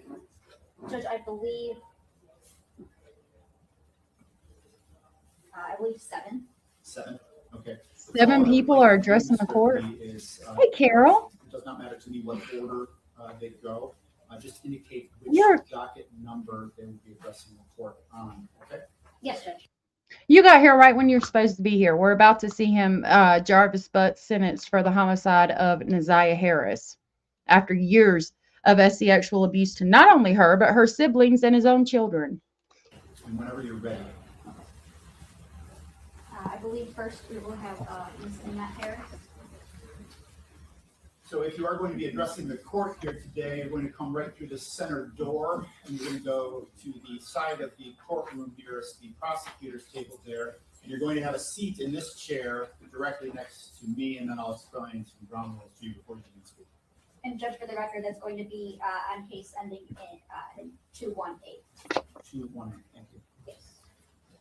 On case ending in 218. All right, so 218 is going to be the ZiyahHarris, where he's sentenced to 1 count of second-degree homicide, and it should have been first. So they're addressing the court in reference to ZiyahHarris homicide. Yeah. I hope that you get better, sweetheart. I'll be praying for you.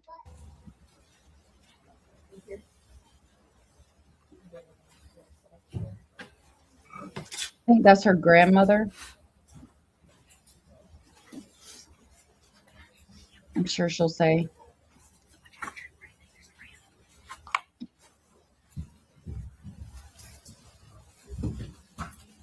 Good afternoon, ma'am.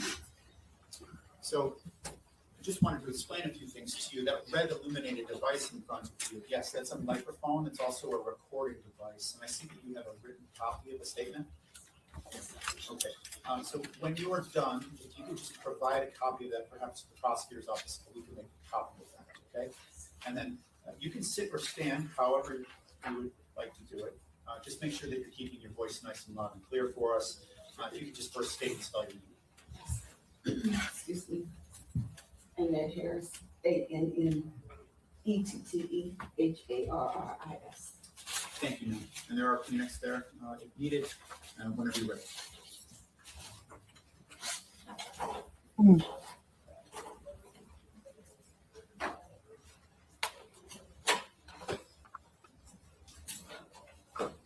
Really?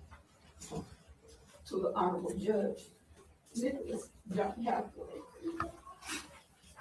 in the Wayne County Circuit Court. Good morning. I would like to thank the court for giving me the opportunity to speak as I stand here before you to address the concerns that me and my family have. It has been 2 years and 2 months since I reported Ziya missing. I want you to know that my life will never be the same. My family's life will never be the same without Ziya.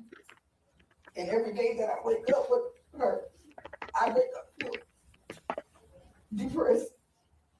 It's another day without her. I love her and I miss her dearly. Okay, so I thought that she was reported by the school. I think they went to the school or something. There's something to do with the school with her being reported missing. But Annette Harris is her grandmother and adoptive mother. So here I just asked real quick, and I won't pull it up because it's just a sentence. It says Annette Harris, Ziya was reported missing January 9th of 2024 by her grandmother and adoptive mother, Annette Harris, when she didn't come home from school. Harris said the young girl had never gone missing from school before. I can't tell her that because her life was. I agree. There's no way the women didn't know. No fucking way. Especially with the text message at 1:52 in the morning where we go in your choice and he says, I don't know, or something. She's texting Jarvis Butts, where are we going to go do it at? It's your choice at 1:52 in the fucking morning. And that was a year before she ends up missing and highly obviously pregnant.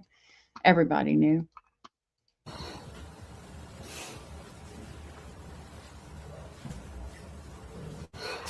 But for me, it's like, why did he kill her? I can't tell her that because her life was taken from her. Words cannot express just how much me and my family really miss and love Ziya. This has impacted my life and my family's life. There are days when I can't, when I don't want to get out of bed. I wake up really depressed. I don't want to talk to anybody, to anyone, just getting out of bed.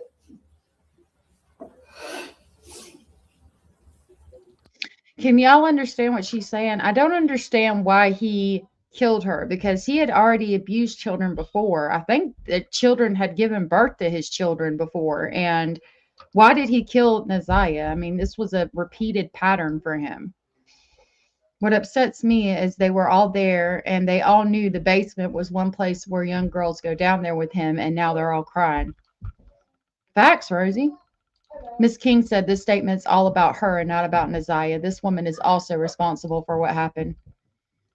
She's saying that her life has been impacted since the day she reported Naziah missing. She said that her family really loves and cares for Naziah, and she's so depressed. Some days it's hard to get out of bed.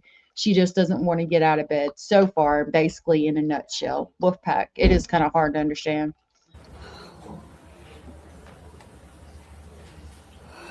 The basic everyday things that I miss,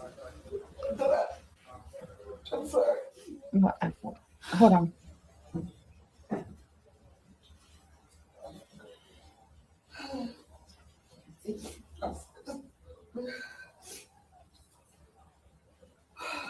I don't want to get out of bed. I wake up feeling depressed. I don't want to talk to anyone. Just getting out of bed to do the basic everyday things that I need to get done.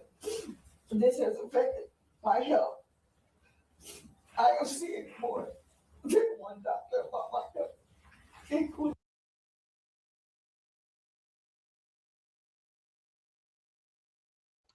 I'm sorry, I was muted. It is all about her, and she's talking about her health and how she's seeing more than one doctor about her health since Naziah went missing. Carol said he was making her drink all types of stuff to kill the baby, poisoning, I think. And from what I understand, she drank antifreeze unknowingly because they were looking it up. Abella said there's caption at the top right above her head on my phone. There is, yes. I think it was an accident. He gave her too much or whatever he was giving her to lose the baby. And that's a possibility for as to why he killed her and not the others. It's a possibility. Makes sense, Miss King. I don't feel safe in my home. My address and my phone number has been put on social media. People have been driving by, taking pictures of my home. I have been threatened. My family have been threatened. Pictures taken of me and my family following me.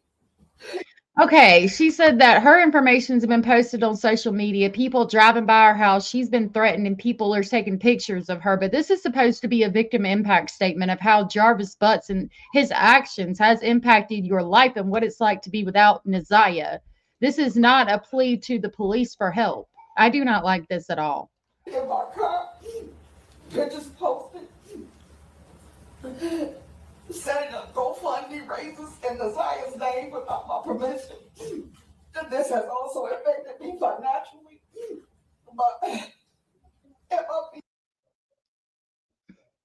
Where did the audio go? I don't know. There it is.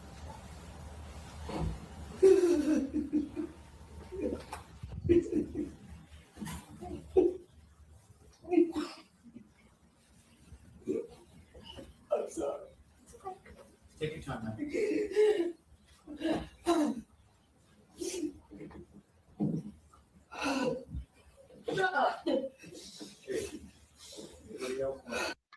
Somebody just yelled from the audience to shut up from the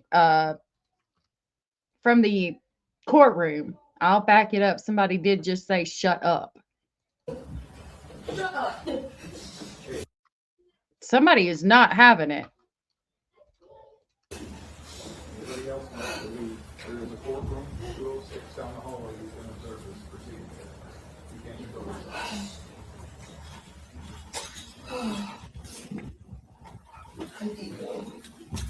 And I don't come to my home.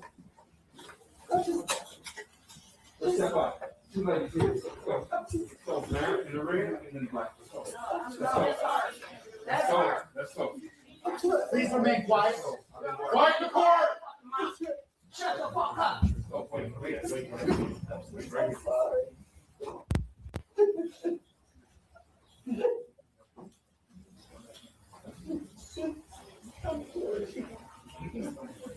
Right, an additional reminder, if you're going to have difficulty controlling yourself, now would be a good time to leave. Sir, can you suggest that people? Somebody going the fuck off.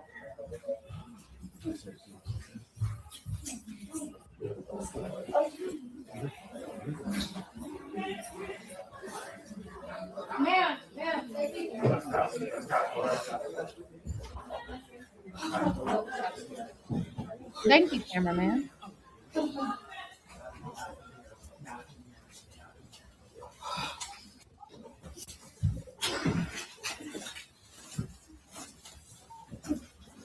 Oh.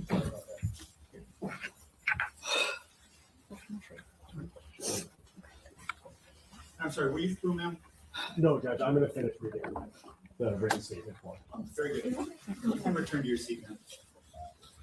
Mr. Makepeace, you can let her get situated and then you can proceed. Okay, so the prosecution is about to finish reading the statement for the grandmother. I understand their frustration. Well, I don't understand their frustration, especially if they're related to Naziah, but she's one of the people who could have stopped this and didn't, from my understanding. So, I mean, this case is very infuriating. A lot of people have a lot of feelings about it. I mean, we have to be adults and control that kind of thing, especially in a daggum courtroom, but I don't know. It wasn't as unexpected as it might be in some other cases for somebody to do that, you know?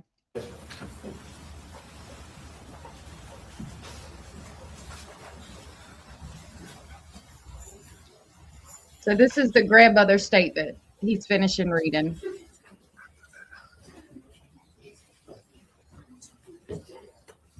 He still won't. Jarvis won't look up. That mask still tight on his face.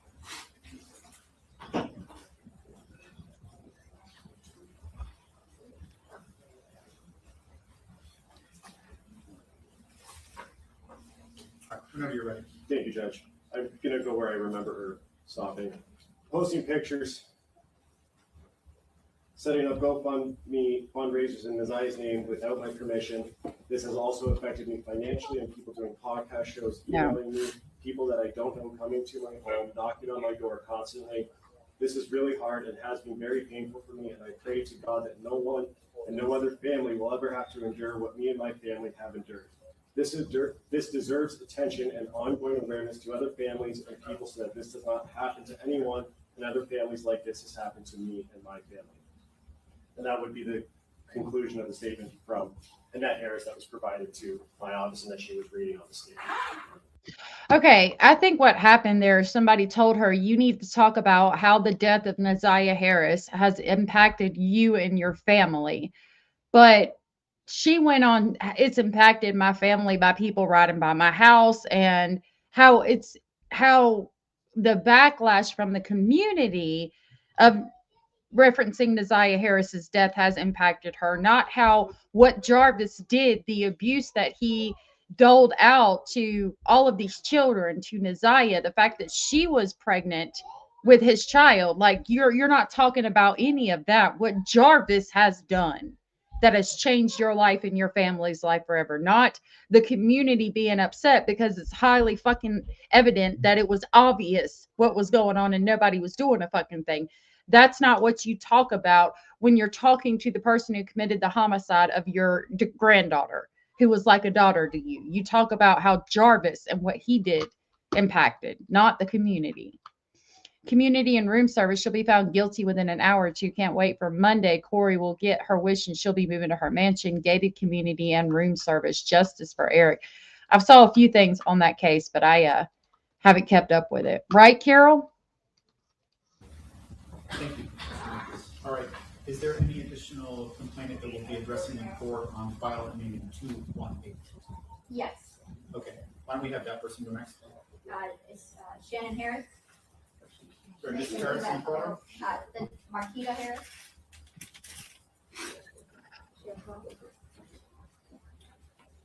Well, Shannon Harris. So again, ma'am, you can make your way right up here.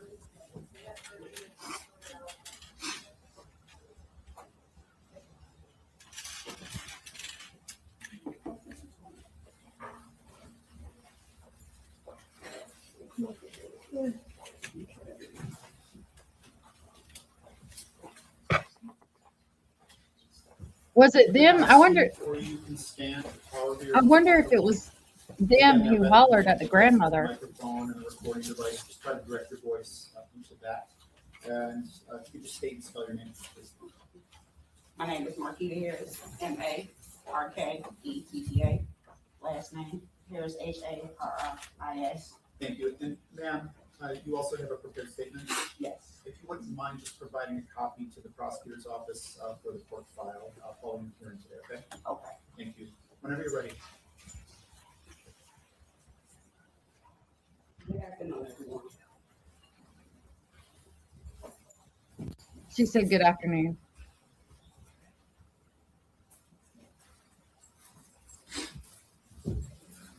It has been 2 years, 2 months, 3 days since we heard.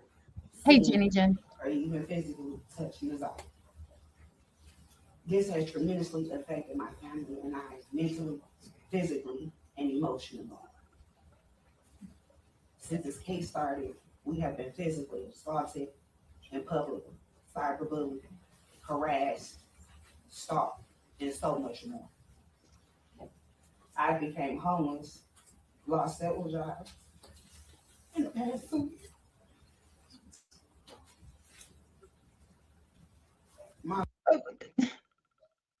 Why aren't you talking about Naziah's life and how what Jarvis did affected you because he committed the homicide of Naziah, not what Jarvis did because he committed the homicide of Naziah and the community found out and people on the internet found out that all of you appeared to have known about what was going on and didn't do a fucking thing and how that's affected you. What about Naziah? What about her death? I mean, you did say, to give credit, that it's been 2 years, 2 months, and 3 days since you physically touched Naziah, but then you go on to how your life's become so fucked up since she's been gone, not how you miss her. You love her. She was too young. This should not have happened. None of that. This is so fucked up. Life, my family life will never be the same. Hey, Max. You have taken something so precious from us, and we'll Maybe. never give back. Okay, good. Every Maybe month, I spoke too every soon. day, every month, and every hour. I have to remind myself that my niece, Naziah, isn't coming back. Our life will never be the same again. Justice is deserved. You're still able to live. You're still able to get health care. You're still able to breathe without any remorse. You are an habitual serial predator. You have taken my kid's favorite cousin. You have taken my first daughter before I had my own. I hate you. I was nothing but the worst for you. I despise you. My children were removed from my care temporarily because of you. My children's behavior has changed because of you. You have gained. But you had them lie to CPS and say he wasn't in the house. You had them lie to CPS and say that they made shit up. Like, that's why they were removed. But this is more along the lines of what I wanted to see. Content said even his own sister speaks out. When your own sister speaks against you, you're guilty as fuck. I know that's right. Boom, boom, boom, bop, bam. The world a whole story to talk about, but today we're here to tell you how this made us feel. Justice will never be served. Going back to the house where Naziah lived doesn't feel the same anymore. I don't sleep at all anymore. I recommend that the court give him the electric chair if that's what Michigan, if we had it. A life for a life. That's what it should be. We will never know her last words. We will never know if she suffered in pain. I can't really say or express how I really feel to this whole tragic situation. Since January 9th, 2024 will be the day I'll never forget, the day that I got the call that she never came back home. I never lived. She was content. I never be able to hear her voice. I never be able to physically touch her. I never be able to see her smile. I never be able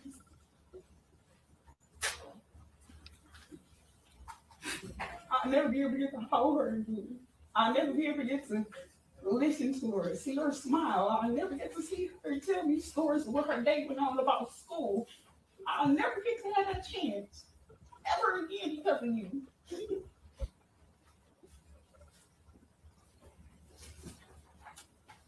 Hurts.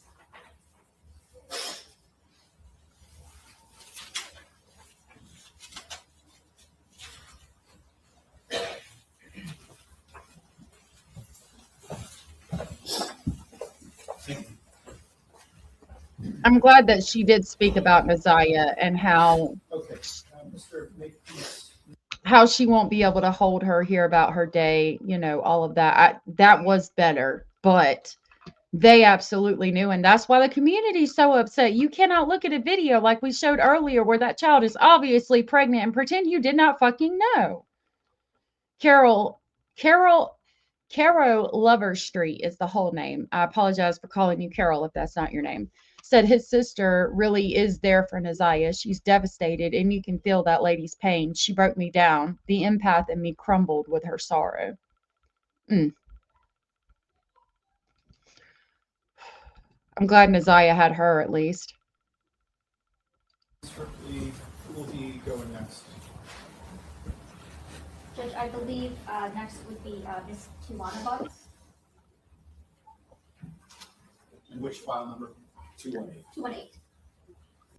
So this might, I'm assuming this is about to be the sister, and you heard when he said that, when they said the name of the person speaking, you not heard, but saw him just reposition himself. He's nervous. Now, this statement from this person is going to impact him. You could tell by the way he just fidgeted. I wish they'd make him take that fucking mask off. Yep. He knew it was his sister, and he just moved. Come right around here, ma'am. Trying to look at her without looking up. Oh, he's real. This is going to impact him. Her statement. So you can have a seat or you can stand, however you're most comfortable. Just state and spell your name first, please. Okay. My name is Butts. First name Tijuana. Last name Butts. Do you have a prepared statement? I do not, sir. That's fine. Okay. Thank you. Whenever you're ready. I don't have a prepared statement because I had no plans to come here today.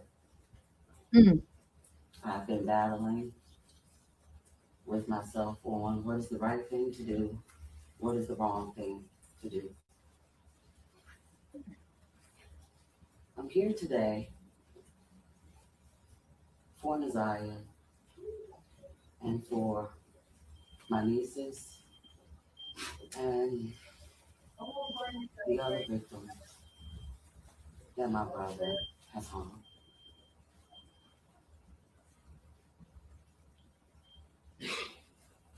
Got up this morning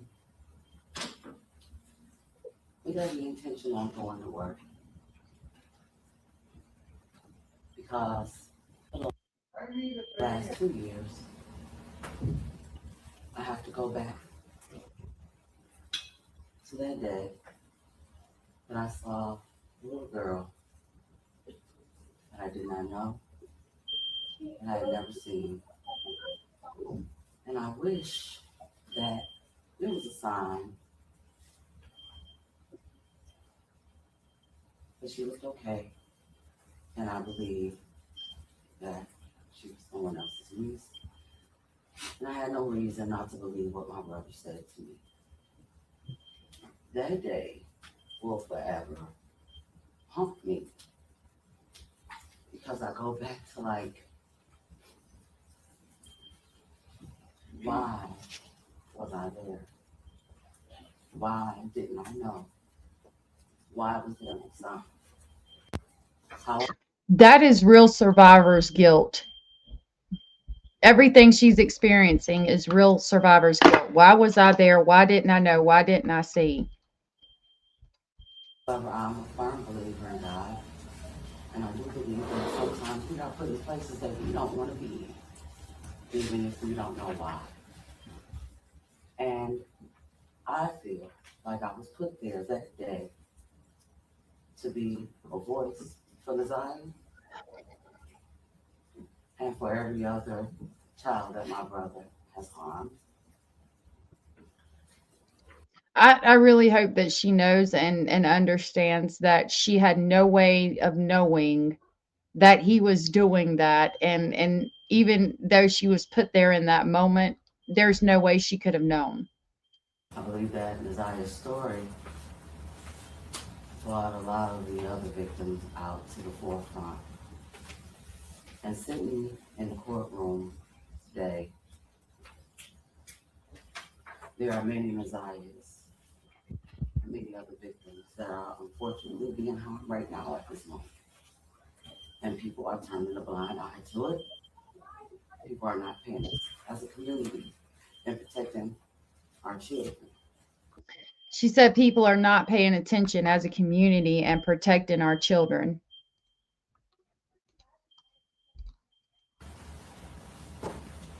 From monsters, from the very people who are supposed to love them and protect them.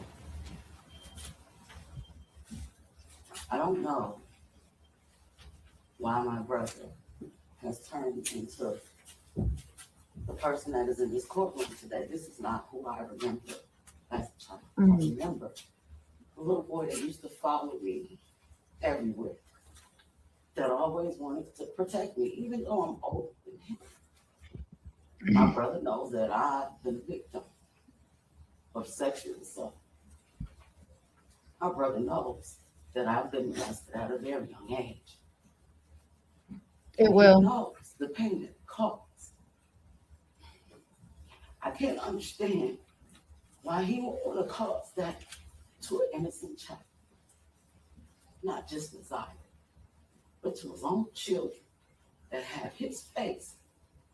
I hope that every victim and my nieces and nephews can heal. I hate that that cut off there. Hold on. Oh, no, no, no. The hell we are not. Hold on. I'm going to try to find the rest of that. Content said, I still have bad survivor's guilt over the World Trade Center coming down. You guys, I worked on the 92nd floor months before it came down. My God, that is insane. Please know that there's no way for you to control that. There's no way you could have known.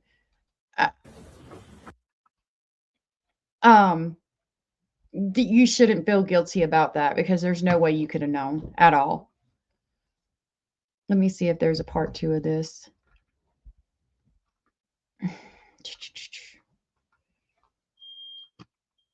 Lord have mercy.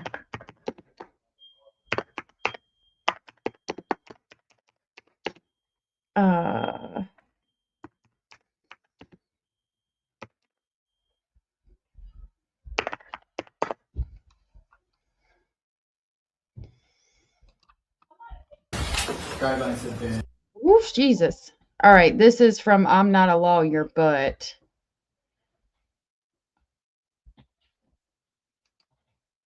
I'm not playing the whole thing. Okay, so we're going to start here. This is going to be the rest of the hearing. I'm getting this from I'm Not a Lawyer, but I'm going to drop their link so we can continue watching the rest of it since that one cut off. Please don't feel bad, content going back. I'm sorry, I was trying to multitask. Don't feel bad. That's not your fault. There's no way you could have known. And I'm sorry you went through that. And he knows the pain it caused. I can't understand why he would want to cause that to an innocent child. Not just Ziya, but to his own children that have his face. I hope that every victim and my nieces and nephews can heal. I do too. From the things that my brother has done for the last 2 years. I've been drugged on social media. My family. I'm here. Has been put all over a lot of platforms, including my children, my grandchildren. People are posting places, the place that I work, and I don't work with children. I work with children because I had a hard time growing up. We did not have everything growing up, but we did have a grandmother that loved us and cared for us. Virginia, I am so sorry that that happened.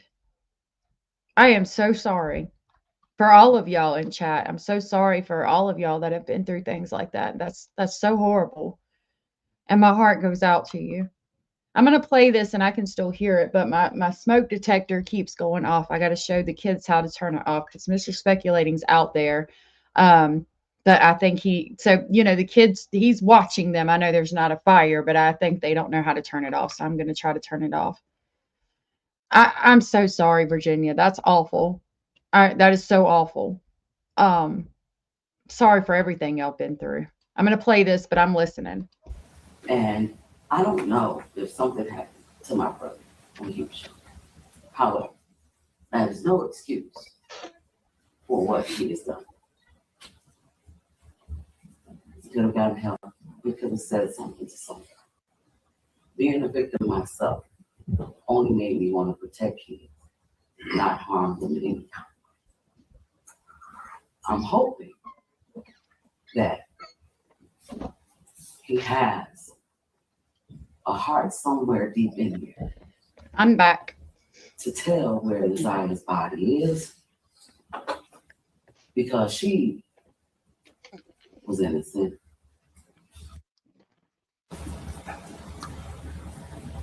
Yes, she was. My brother stole so many children's innocence. Maybe we can see better now, the words. And he's way more than old enough to know better.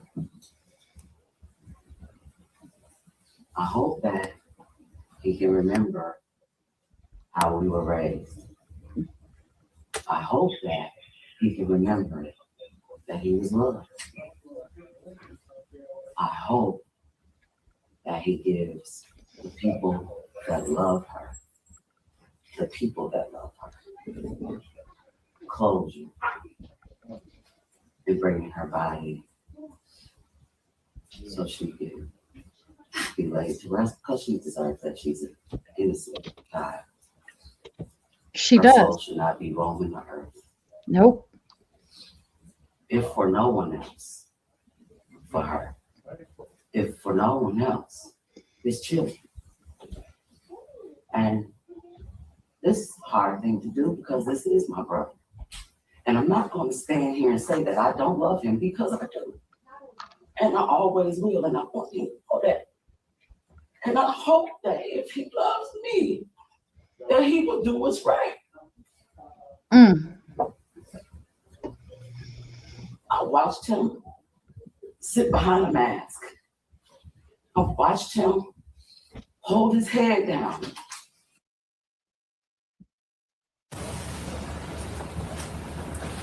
You made your bed, you gotta lay in it. Stand in it. Do what you have to do. You did what you did knowing. What you've done has just struck the community. I had to go back to work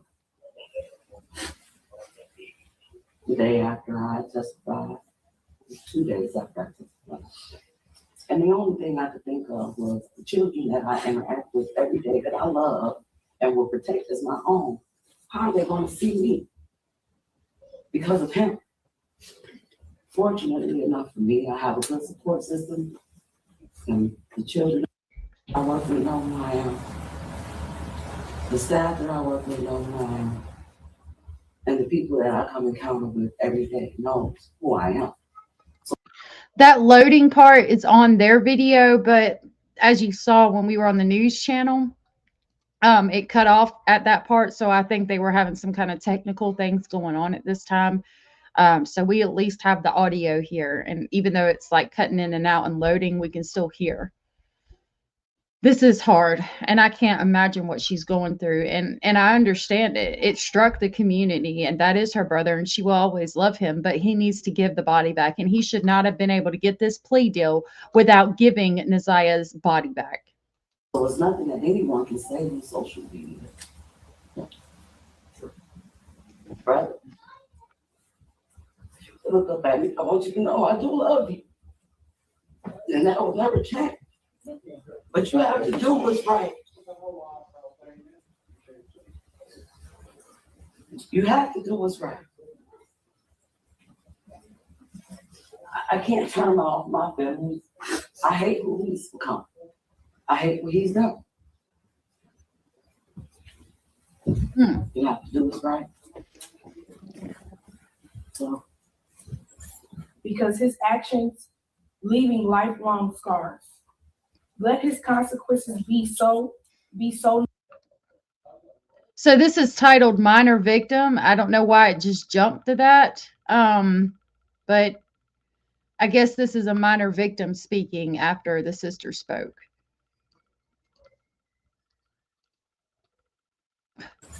Because his actions leaving lifelong scars.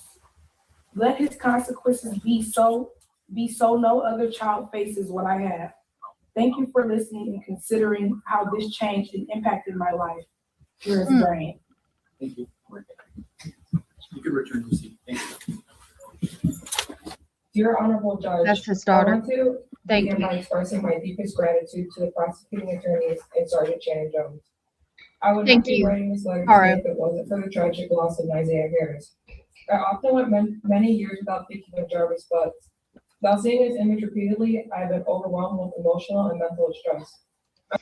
So this is another minor victim who came forward because of Naziah's story.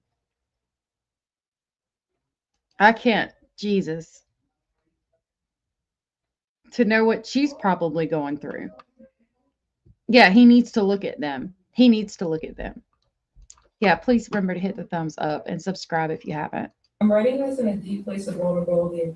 I'm unsure if I will be able to attend sentencing as the trauma of mental health is immense. People cannot see the trauma inside of me. I've been hospitalized many days I cannot get out of bed.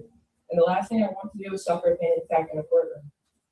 I want to be unequivocal. I believe in rehabilitation and in breaking the cycles of abuse. I believe people can change when they take responsibility and truly commit to doing the work. I'm sorry, Miss Ma'am. With all the respect that I could ever possibly express, I do not believe that child predators can be rehabilitated. I don't. I'm sorry. But if she needs to believe that, I support her in that. However, Mr. Butts is already a convicted sex offender when he abused me in 2014. He understood exactly what he was doing. He understood the harm. He understood the potential consequences of already being a convicted sex offender and of being.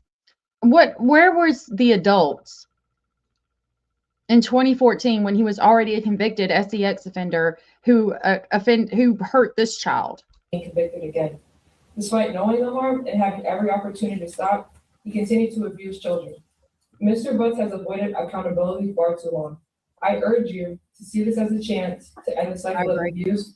Mr. Butts must never have a chance to be free again, because if he is, there is a great chance he will continue to abuse children in his old age. We have a chance in this court, in this moment, to protect others and break the cycle of abuse once and for all. I'm asking you to consider the future we are trying to safeguard. Even if the court accepts the sentencing recommendation and plea agreement, which I sincerely hope it does not, I'll be present at every parole hearing, no matter where life takes me. Thank you again to all for seeking justice. I'm glad that that girl will be there at every parole hearing to make sure he's never released. You were once someone I called that until you did what you did. This is Jarvis Butt's minor victim, his daughter. This is his daughter, it says. You took someone I really loved, someone I call sister, my favorite cousin, my best friend, my everything. You changed the way I dress, the way I think. You even changed my sexuality. You did very hurtful things to me. I didn't put the trouble you caused me. I no longer look at you as a father figure, no longer as a hero, but now I look at you as a monster who caused me trauma and made me look at men different. Poor baby.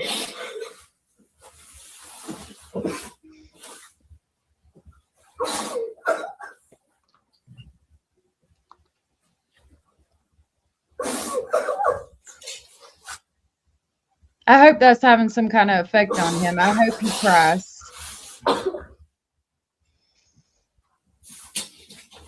He's trying to hide it. I hope he cries. His eyes aren't wet though. He's acting like he wants to cry, but he can't, or he's trying to hide it. His eyes aren't wet though. I hope he fucking cries. I hope he lives with that and hears his daughter saying that to him for the rest of his fucking life. I hope that's all he hears every second of the fucking day.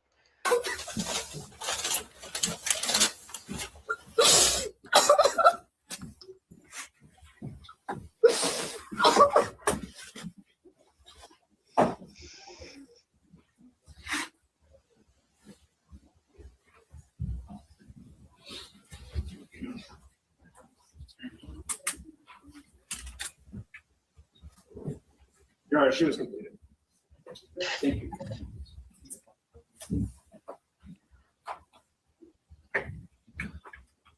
All right, Ms. Ripley, who's going next?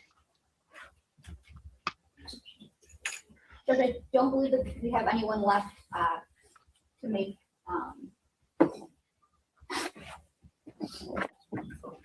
any more statements.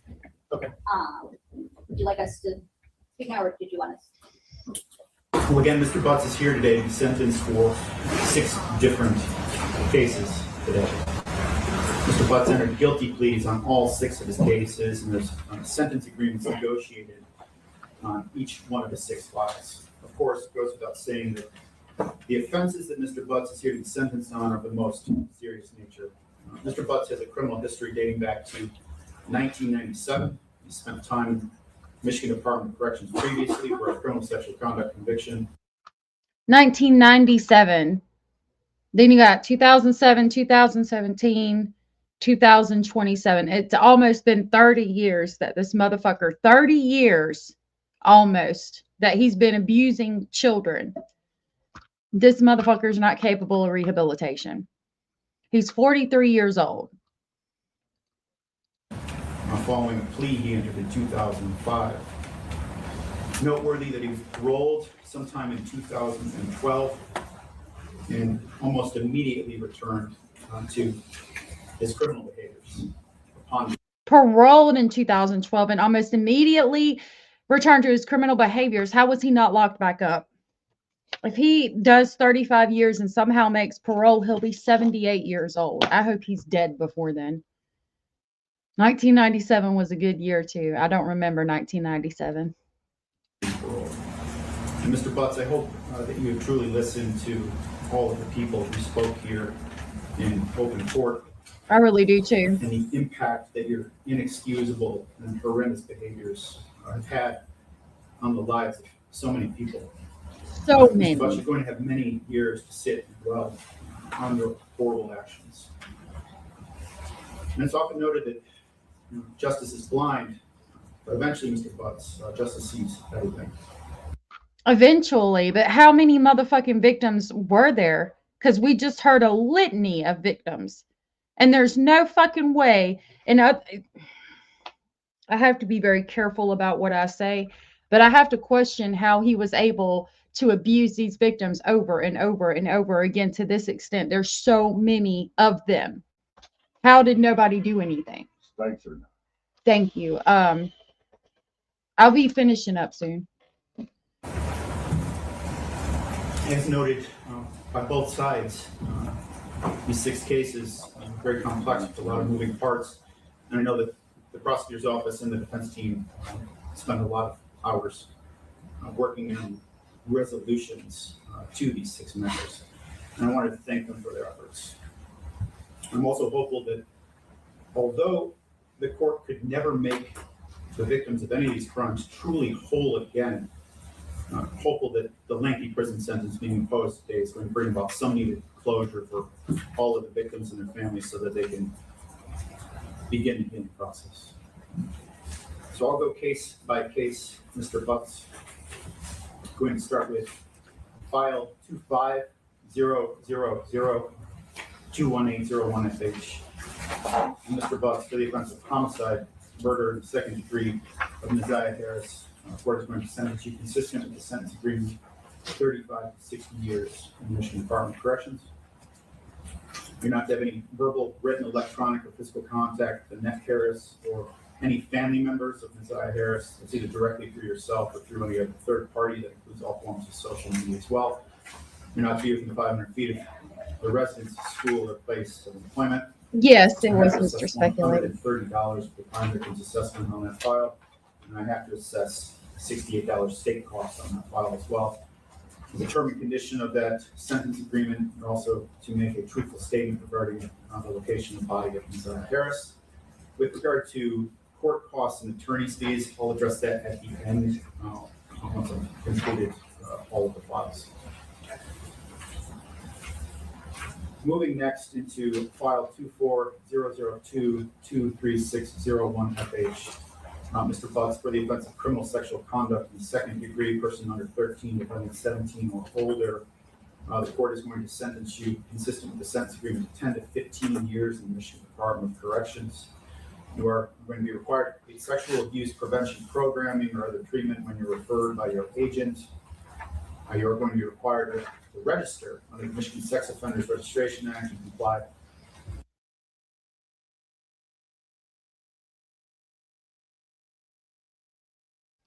I'm muted like a motherfucker because that helped before, right?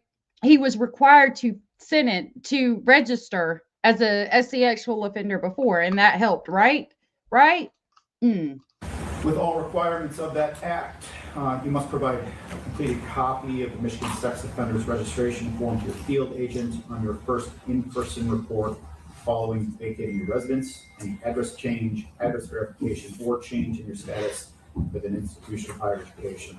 At each address change or verification period, you must present your Michigan driver's license or operator's license or personal identification card to the field agent at your first in-person contact. On that file, you're not to have any verbal, written, electronic, or physical contact with Michaela, Mikayla Jackson, or any of her family members, either directly or through any other third party, again, including all forms of social media, not to be within 500 feet of the residence, school, or place of employment. Again, I'm required to assess $130 for the crime victim's rights assessment and the $68 state cost. It's also required there's lifetime electronic monitoring third party. Okay, I'm going to kind of skip it ahead because we do have people over and I'm going to have to go. It lists victims' names too. We have the document. He gets 10 to 15 years for most of the charges, which we'll jump over here real quick. And then 7-year-old female victim, he gets 10 to 15 years. And then 4-year-old female victim, 10 to 15 years. And then 9-year-old female victim, he gets 10 to 15 years. And then 13-year-old female victim, he gets 10 to 15 years. And then 8-year-old victim, 10 to 15 years. And for the homicide of ZiyahHarris, he got 35 to 60 years. But he's supposed to tell where Ziyah's body is.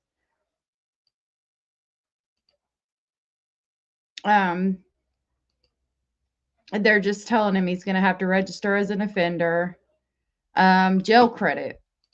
So we can find out if he's going to get any credit for, yes, 4 years old. 4 years old. Yeah. It's okay. I mean, I wanted to do this with you guys. Jail credit. All right.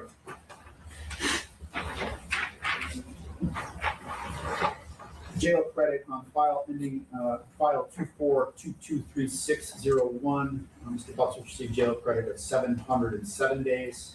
Jail credit on docket 2462320 will receive jail credit at 531 days. Docket number 250. Okay, so he's going to get credit for the days he's served in jail. I want to see if he speaks. Lala said, I love you all and hope everyone can practice some self-care after watching this. You guys are the best. You're the best. You're the best. You are the company. We got some family members over. You guys are the best, and I hope you do practice some self-care after this. Please. Please. I know I placed this on the record last time, but all terms of that plea agreement have been satisfied. Yes, thank you. All right. And Mr. Makepeace, were there counts being dismissed? Oh. Yes. Miss A.J. Ripley is more than prepared. Very good. Ms. Ripley, if you could just kindly articulate, you can just do the last four of the respective file number with regard to the counts that are being dismissed consistent with the agreement.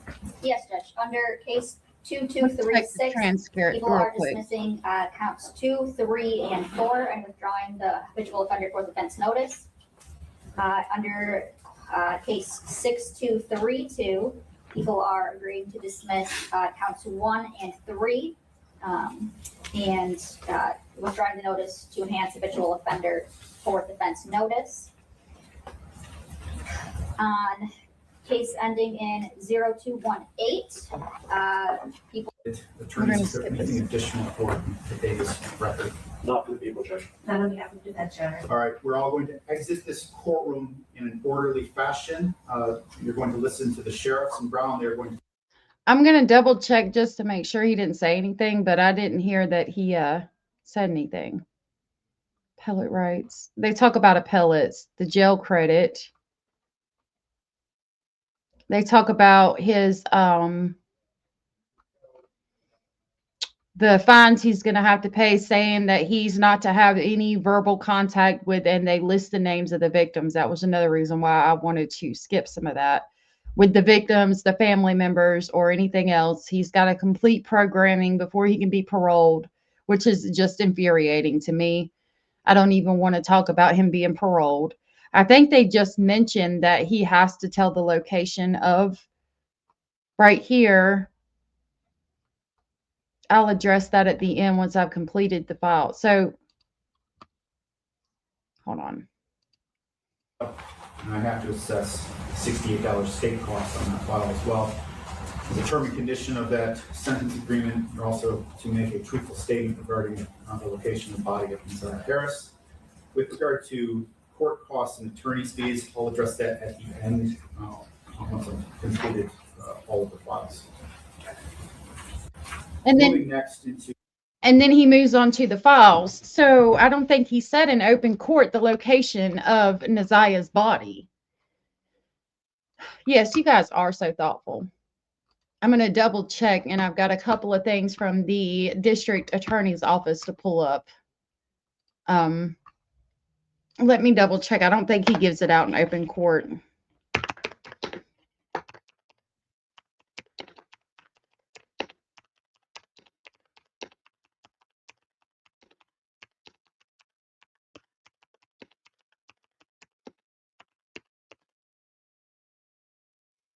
Okay, AI says Jarvis Butts. Hold on, I'll pull it up since there's nothing up here.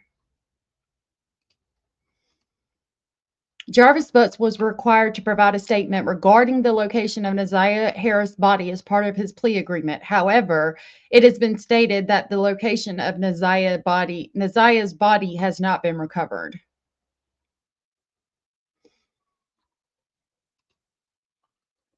Let's go over here. Yeah, that goes back to the document I have pulled up. We'll read through this again. This is from the Wayne County Prosecutor's Office, and it says it was published March 12, 2026, which was the day of the hearing, last Thursday. This afternoon, Judge Hathaway sentenced defendant Jarvis Butts to 35 to 60 years for second-degree homicide in the homicide of 13-year-old ZiyahHarris.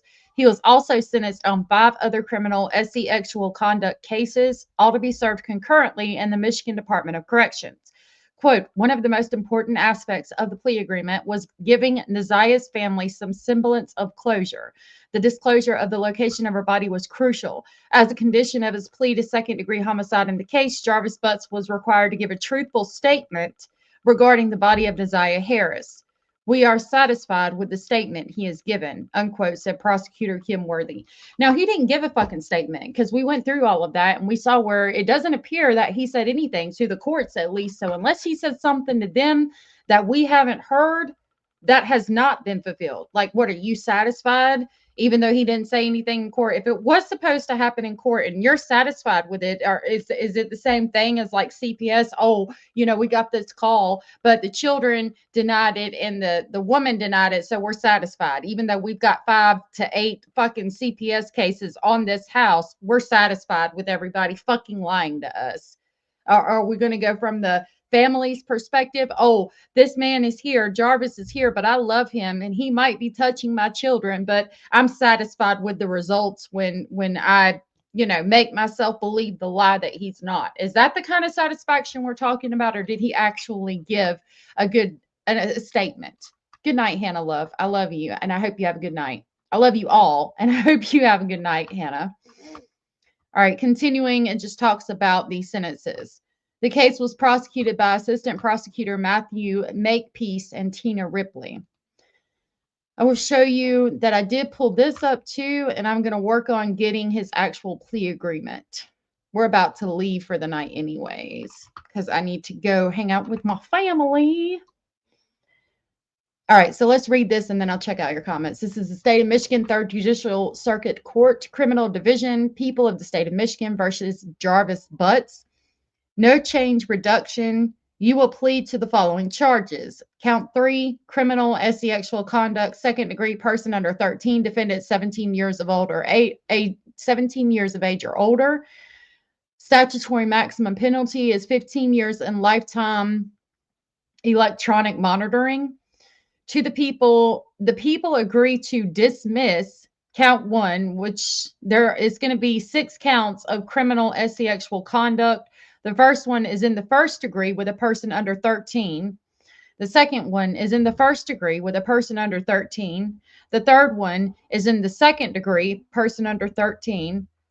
And that defendant is 17 years of age or older now, I guess is what that means. And then the fourth and fifth are second offense notice.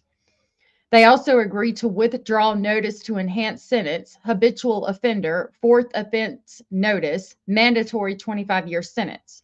And it's a sentence agreement, terms and conditions. As to count 3, 10 years, 15 years in the Michigan Department of Corrections, SORA Tier 3, lifetime electronic monitoring, SEX offender treatment, no contact with Naziyah's family, any restitution if applicable, any other terms and conditions as set by the court, cost and fines, to run concurrent with the other cases where he was hurting the children that, you know, were 4 years old, 7 years old, 9 years old, 8 years old, all of the different fucking charges. The prosecuting attorney signed it. Excuse me, I didn't mean to do that in your ear. Let me mute. Virginia said there will be some innocence wrongly dealt with, but it is a small price. I agree. Oh, I will content. I will. Yeah, I hope y'all have a good night, those of you that are rolling out. Let's see. Actually, this is a longer document than I thought. This might be the plea agreement. Okay, so let's go back up. Okay, they signed that. This is notice of rights and accepted. You have offered to plead no low correspondence in this matter. Before accepting the plea, the court must be convinced that you understand the following. If your plea is accepted, you will not have a trial. If your plea is accepted and you commit misconduct before sentencing, the court will not be required to follow a sentencing agreement, fines, cost, other financial obligations. If your plea is accepted, you will be giving up any claim the plea was a result of promises or threats that were not disclosed. If your plea is accepted, if your plea involved, you're giving up the right to appeal. I think this is just, you know, a paper that they sign. That's why it doesn't really give me any specifics about this case. I think it's just a par of the course kind of document that they have to go over. If your plea involves a statement by the court that it will sentence to a specified term or within specified range than any, yeah, this is just a normal thing. You will be required to state orally on the record that you have read and understand the above and that you agree to waive the above rights. Okay, so that was probably done. This was signed February 12th of 2026, so a month before we actually went to court. So this again is Jarvis's settlement offer, no charge reduction. You plead to the following: count 2, criminal sexual conduct, 2nd degree, person under 13. The people agree to dismiss count 1, criminal sexual conduct, 1st degree, person under 13, and then count 3, 2nd offense. They withdraw notice to enhance sentence of habitual offender, 4th offense, notice mandatory 25-year sentence. So they didn't hit him with the bitch, but they should have. That's the same paper. This is where they changed it. That's the same paper that we read in the beginning where they took, no, this is where they're agreeing to dismiss 7 counts. And they're all 1st degree, person under 13, 2nd offense notice, 2nd degree, person under 13, 2nd offense notice, 2nd degree, person under 13, 2nd offense notice. They withdraw habitual offender. No, you will plead criminal sexual conduct. I mean, they took all these charges off. If he agrees to plead to criminal sexual conduct in the 3rd degree, they dismiss sexual conduct, 2nd offense, withdraw notice to enhance sentence to habitual offender. This is to the homicide. You will plead to the following: homicide in the 2nd degree. The people are going to dismiss count 2, child sexually abusive activity. Count 3, sexual conduct, 1st degree, person under 13. Count 4, criminal sexual conduct, 2nd offense notice. Right, at the end of the day. And that's where he signed it. I want to know what he said. I think this is the plea agreement. I think we did find it and go over it, but I want to know, like, this is not what I want. I'm trying to think of what the name is of the document that I want. I want the document where he states what he did, what exactly happened. I guess a confession would be a better word. Virginia said, I care for vulnerable people, elderly, disabled, and anyone who can't defend themselves need to be protected at all costs. I agree. I agree. Boom, boom, boom, bam. And it's upsetting because in this case specifically, there were so many people, there were so many signs. I mean, the school, the community, so many people knew what was going on. So many people knew what a monster he was, and nobody did anything that protected this child. Oh, let me move me over here like that. All right, y'all, I want to thank you guys for being here with me and sitting through this with me. I feel like it was very important to talk about Ziya's case. I hope that they do recover her body sometime soon or give us some information on what he said as far as where her body is. I hope that he did say something and they didn't just give him the plea deal, even though he didn't give the location of the body in open court. I hope it's just like, you know, they told him behind the scene. He told them behind the scenes or something to that effect, because if he didn't tell them where she was, he should not have gotten that plea deal. And that plea deal, I don't like it at all. I understand that that man will be 78 years old before he's even eligible for parole, but that's not fair. That's not fair to all the children he's hurt. I wish that they gave him the electric chair. To all the children that he hurt and Ziya, who's no longer with us, for what? She, just like Maddie, made to suffer abuse for such a long time and then their lives are taken. What is that? I mean, what is justice for something like that? A life for a life in my eyes. Thank you, Rosie. I got it at Walmart. I love it too. I'm glad that you caught a live too, Wolfpack. Hold on just a second.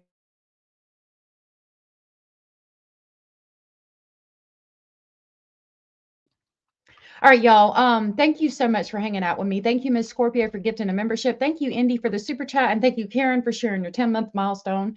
I love you all, and I will see you guys probably tomorrow. I don't know if I'll be on here or not. I do plan on going on Allegedly Krama and talking about some of the things that are going on in the drama community.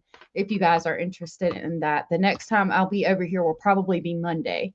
And I'm going to try extremely hard this week to come live every night, Monday, Tuesday, Wednesday, Thursday, Friday at 7:30. I'm going to do the absolute best I can. There's been a lot of real life things going on, so I apologize about the, kind of here and there lives. Wolfpack said, if y'all could please keep my son in your prayers. He's being deployed to the Middle East. He will be in my prayers. He will definitely be in my prayers, and I'm sure he'll be in a lot of people's prayers. Y'all, protect yourself, protect your peace. I sure will. I sure will. If nobody's told you, you are enough, you are important, you are special, and you are very loved. And I will see y'all on Monday for sure. If you're interested in Krama, I should be, like I said, live on Allegedly Krama tomorrow. All right, y'all, have a good night. Thank you for spending your Saturday night with me. Love you. And I will play the little intro thing as the outro until I get all of this stuff figured out. By the way, members will have new emojis by tomorrow, hopefully. All right, have a good night. Sweet dreams. Bye.